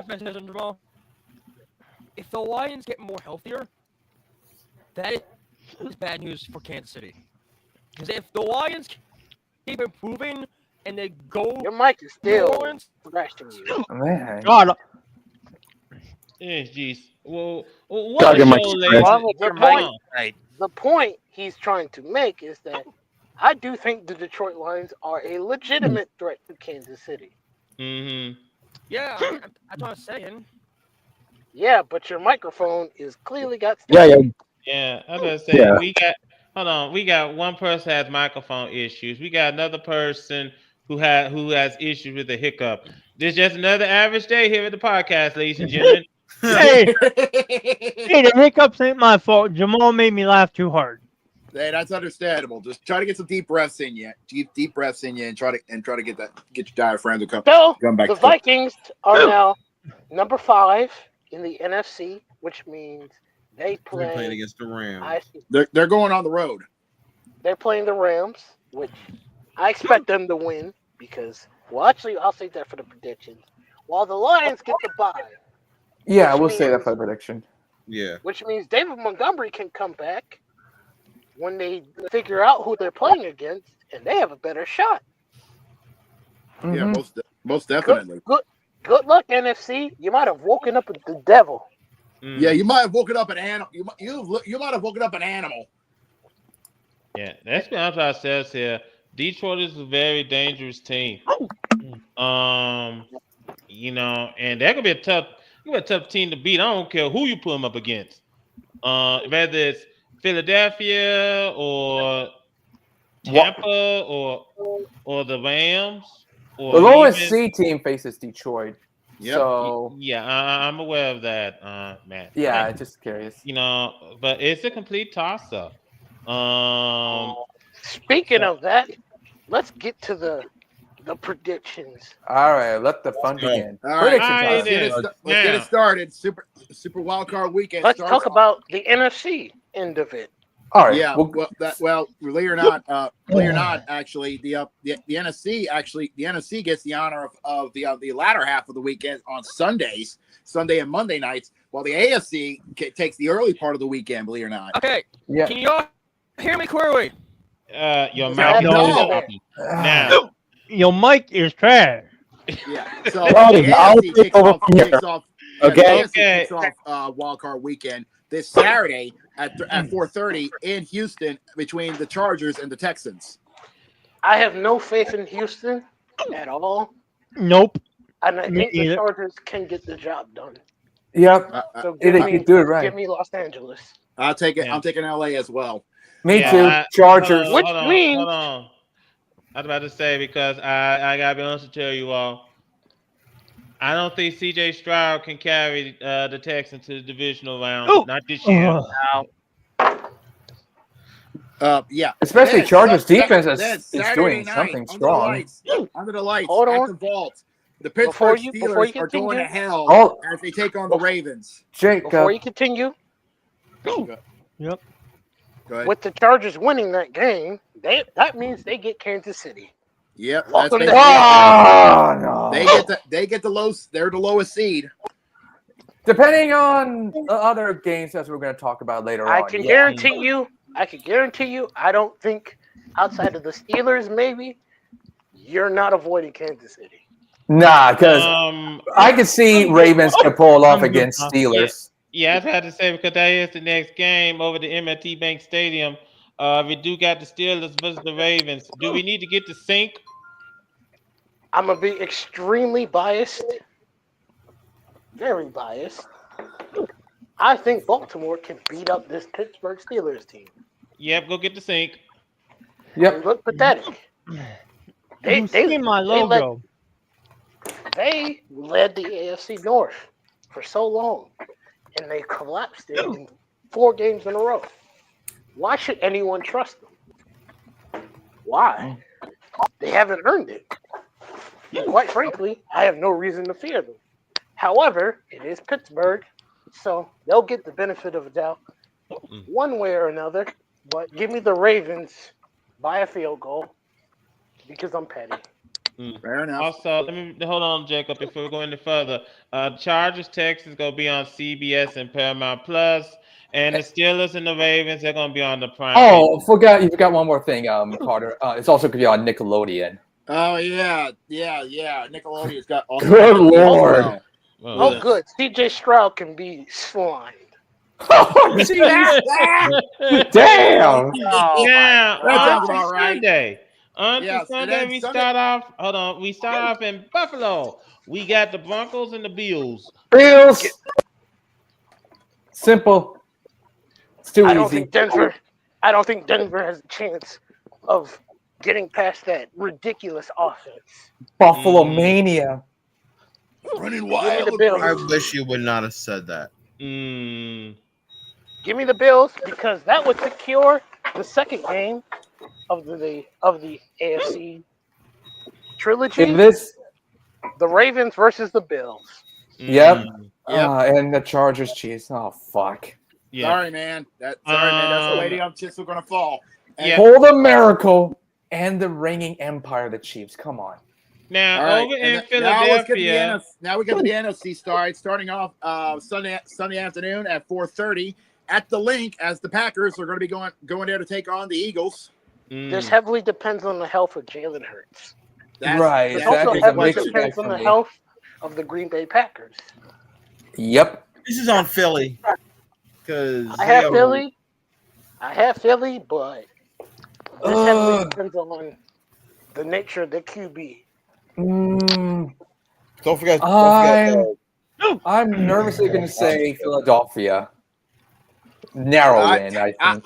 I'm going to say, depending on if their team is healthy, I'm going to say Green Bay because unfortunately I don't see Jalen Hurts going to be able to make it to the field because of that concussion. Okay, that's just me. I'll go Philly just to be safe. Yeah. Fair enough. All right. Then Sunday night under the lights at the Ray J. The Tampa Bay Buccaneers will be going up against the red hot Washington Commanders. Well, unfortunately, Carter, I do think y'all goose is cooked. Yes, I was about to point out because even though we did beat Washington on the first game of the regular season, that's a great way to start the season. This is gonna be a good way to end the season. And it's about to get much worse because remember who Washington has on their roster.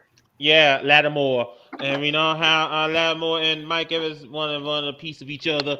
And if Mike Evans is too busy getting locked up by Lattimore, I don't trust your offense against this ridiculous Commanders team. Yes, I definitely. I don't know why, but I'm expecting Marshawn Lattimore and Mike Evans to throw hands. Oh, they did it before. Oh God! Yeah, they done it before, so they did it we're before. expecting another one. They have. Mm-hmm. They did it before, and chances are they will do it again. So I definitely do see the Commanders moving on here. Yep. Me too. I'm gonna say Washington. Then rounding out Wild Card Weekend, Monday night under the lights at SoFi Stadium, the Los Angeles Rams will go head to head with the Vikings of Minnesota. Okay, I got a question. Will the Minnesota Vikings please stand up? Please stand up. I expect them to win because I think we're going to get rematches all across the board. Washington versus Philly and the Vikings against, actually no, it'd be Washington and the Lions. Detroit. Yeah. Because the lowest seed gets number 1. So the Eagles low seed play gets against, number 1. Low seed gets So number that 1. means the Eagles The Eagles are going to get the Vikings. Yeah. Jesus. Well, good luck, Sam Darnold. You want to play at Rio. Ooh. Oof. It's gonna be one exciting weekend for the for sports in general. Yeah, safe to say it's gonna kick this. What a way to kick off! What a way to kick off the new year. Charge jump to the playoffs. Go Chargers. Yep. And like we said, ladies and gentlemen, Baltimore, we're gonna sit back. Kill everything in front of you. Don't injure people, but kill everything in front of you. I don't care if it's Buffalo. I don't care if it's Pittsburgh. I don't care if it's Kansas City. I don't care if it's the Detroit Lions. If you aren't going out there with the intention to kill everything in front of you, I don't want to see John Harbaugh staring me in the face talking about, we'll get him next year. Eat a dick. Win a Super Bowl now. Enough said. As I said, you know what? Jamal has a point because you got Derrick Henry here. He's one of the living daylights out of that ball. So at least Lamar Jackson not doing the whole show anymore. Yeah. So basically, for all 14 teams in the playoffs, it's simple enough. To quote the late great Al Davis, just win, baby. Now then, before we conclude the awards, who do you think is winning them? Ooh, that's a good question. Who's going to take MVP? I'd say who's going to take Rookie of the Year? I'm going to say Lamar as the MVP. I think they're going to give it to Josh Allen. It's a toss up between Jackson and Allen. Mm-hmm. This is a huge mixed one. Yeah, either Lamar or Josh. Now, as for the rookie, I gotta give it to Jaden Daniels. Offensive and defensive. Offensive, I gotta give it to Jaden Daniels. Yeah, Daniels for offensive Rookie of the Year, definitely. That dude was playing out of his skin. Mm-hmm. Even though Bo Nix is doing great, I'm still going to give it to Jaden Daniels. Mm-hmm. I am going Lamar and Daniels for MVP and offensive Rookie of the Year. Jared Verse. Hold on, Cody. Cody, before you leave, I have something for you before you go.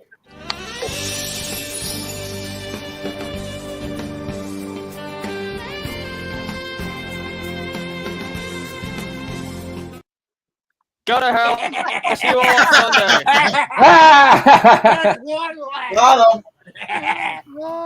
Got him. Man, that means I'm going to derp him. Defensive Rookie of the Year, Jared Verse. Or Quinion Mitchell. but oh well. Or Quinion Mitchell from the Eagles. Both good choices. Both good choices. But yeah. Where do you rate Saquon Barkley? Oh boy. Comeback of the year. He's offensive player of the year. Oh yeah, That'll definitely work. offensive player of the year. Definitely, he's definitely get player of the year. Yeah, hold on. I can't clarify Saquon Barkley, and I have a question for the Giants here, and the Giants fans in particular. Do you feel like you want to get a shotgun and blow the living brains out of the GM that thought, hey, let's let Saquon Barkley walk. We'll keep Daniel Jones. I'm already on that shit, honestly. he wants to get a 10 gauge. He's got 12 gauge on the other side of the bed. Hey, I just want to bring that up. Just want to bring that up. But I definitely. By the way, what a season that Saquon Barkley had, though. But coming up second on the he came so close to breaking Eric Dickerson's record, but he sat out the last game of the regular season. So because Nick Sirianni's a dumbass. Yeah, true. I swear, if this team, I swear the Eagle doesn't make it to the Super Bowl and win, he gonna get run out of town. I got a feeling. But I just want to point that out.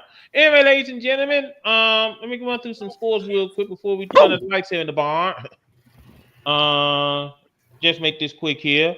I can tell you that it's a high score. It's about to be a high-scoring affair in the Mecca as the New York Rangers was up 3-2 heading into the second period. Over on the hardwood, the Hornets are leading the Suns 51-45 in the second quarter. Rockets are leading the Wizards 48-47 in the second quarter. Yep, that close. Well, game just started between the Lakers and the Mavericks, and the Lakers are up 3 heading into the second quarter, 27-24. Mm-hmm. Tense battle right there. Yeah, so some very good games so far. Yeah, on the ice. On men's basketball, well, this may shock you a little bit. The Gators at halftime is leading the top-ranked Volunteers by 19. Wow! Oh, wow! That might be an upset right there. Well, I'm happy when I'm here right now. Now, as Brandon did bring up, at the first intermission, the Rangers are leading the Stars 3-2. Also, I'm gonna make this quick because I'm kind of getting sick and tired of hearing Zach hiccuping on the other end. I'll try to make this quick. We keep giving him drinks. It's not our fault. Lightning are leading the Hurricanes after 1-0. Oilers are leading the Bruins in the second period, 1-0. Red Wings are leading the Red Wings are leading the Senators 1-0. Oh, they're in power play. Yeah. We're tied at 1 apiece in Pittsburgh between the Blue Jackets and the Penguins. And the Flyers are leading the Maple Leafs 1-0 in the first period. Checking in on college basketball real quick, as you guys brought up. We do have an upset in the making. Pay close attention to what's going on in Florida. There's another one that's going to be happening in Georgia, and as it's also in halftime between the Bulldogs and Kentucky. The Bulldogs are up 13, 47-34. Yep, it's still that at halftime. Also at halftime, Lucas lead in Pittsburgh 34-24. All right, boys, I'm going to head out. All right, thank you for joining us, Zach. And already in the second half, West Virginia is down 11. Take care, Zach. Mm-hmm. We'll do. Anyway, ladies and gentlemen, go ahead and point this out. We thank you so much for joining us here in the bond this evening. Before we conclude, Carter, I have one last message. Good one. Hey, Alabama, quit bitching about being in the playoffs, you fucking pussies.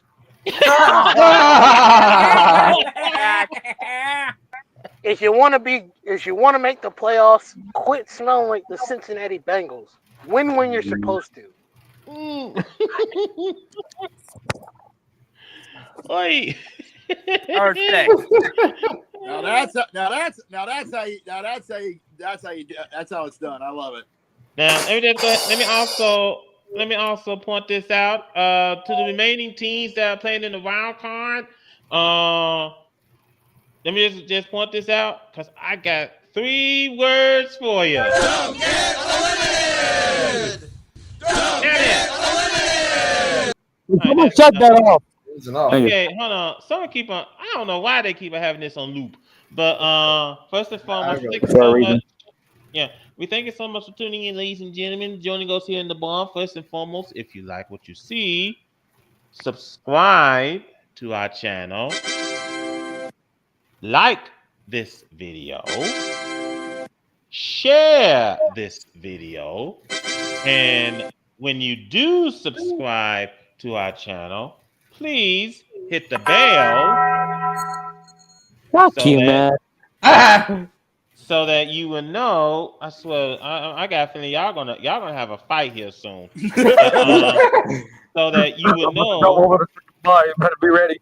Okay, easy, you two.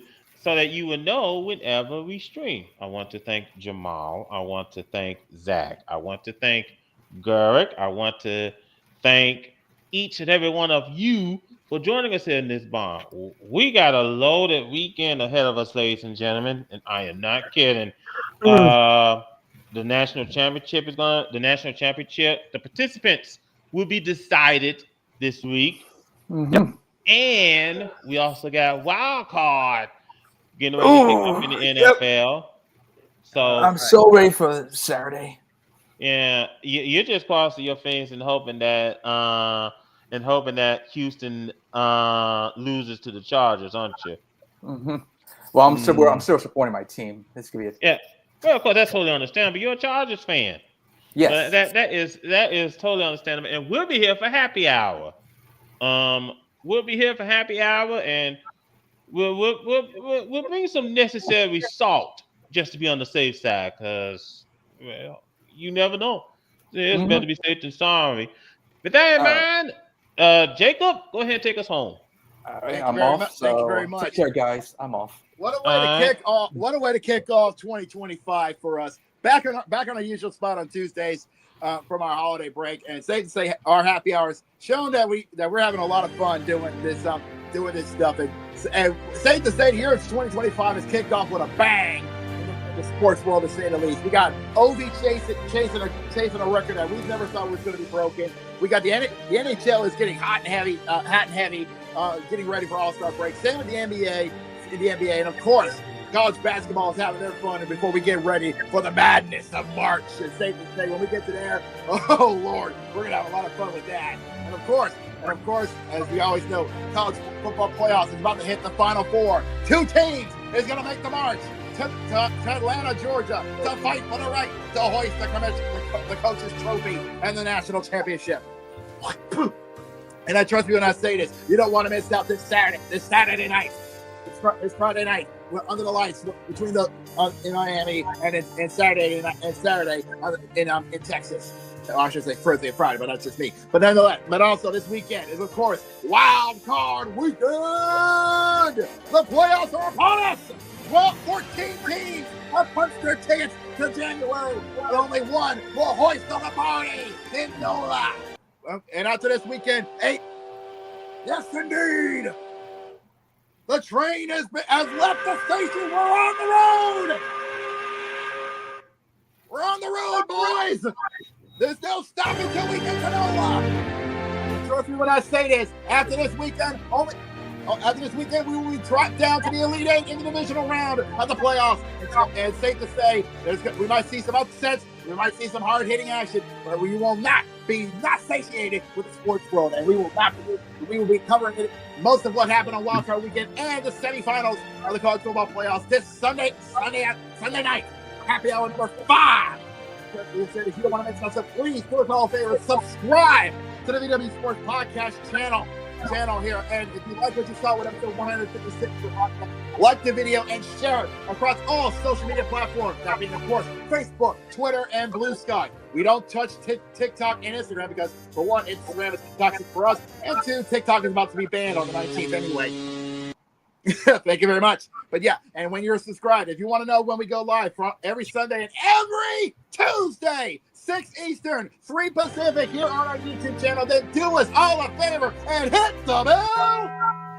And You will be notified when we go live for our upcoming happy hours and edition of the VWU Sports Podcast. Until then, we know go get ready and locked and loaded for this coming weekend of action. And we will see you guys on Sunday for the 5th edition of Happy Hour and next Tuesday for episode 157 of the VWU Sports Podcast. Till then, for my boys, Kurak, Matt, Zach, Cody, and Jamal, for my executive producer Jose, and my co-host Carter and Brandon. This has been Jacob B signing off. You'll stay safe, you'll stay warm, and y'all have yourselves a good night, everybody. Come here, Kurak.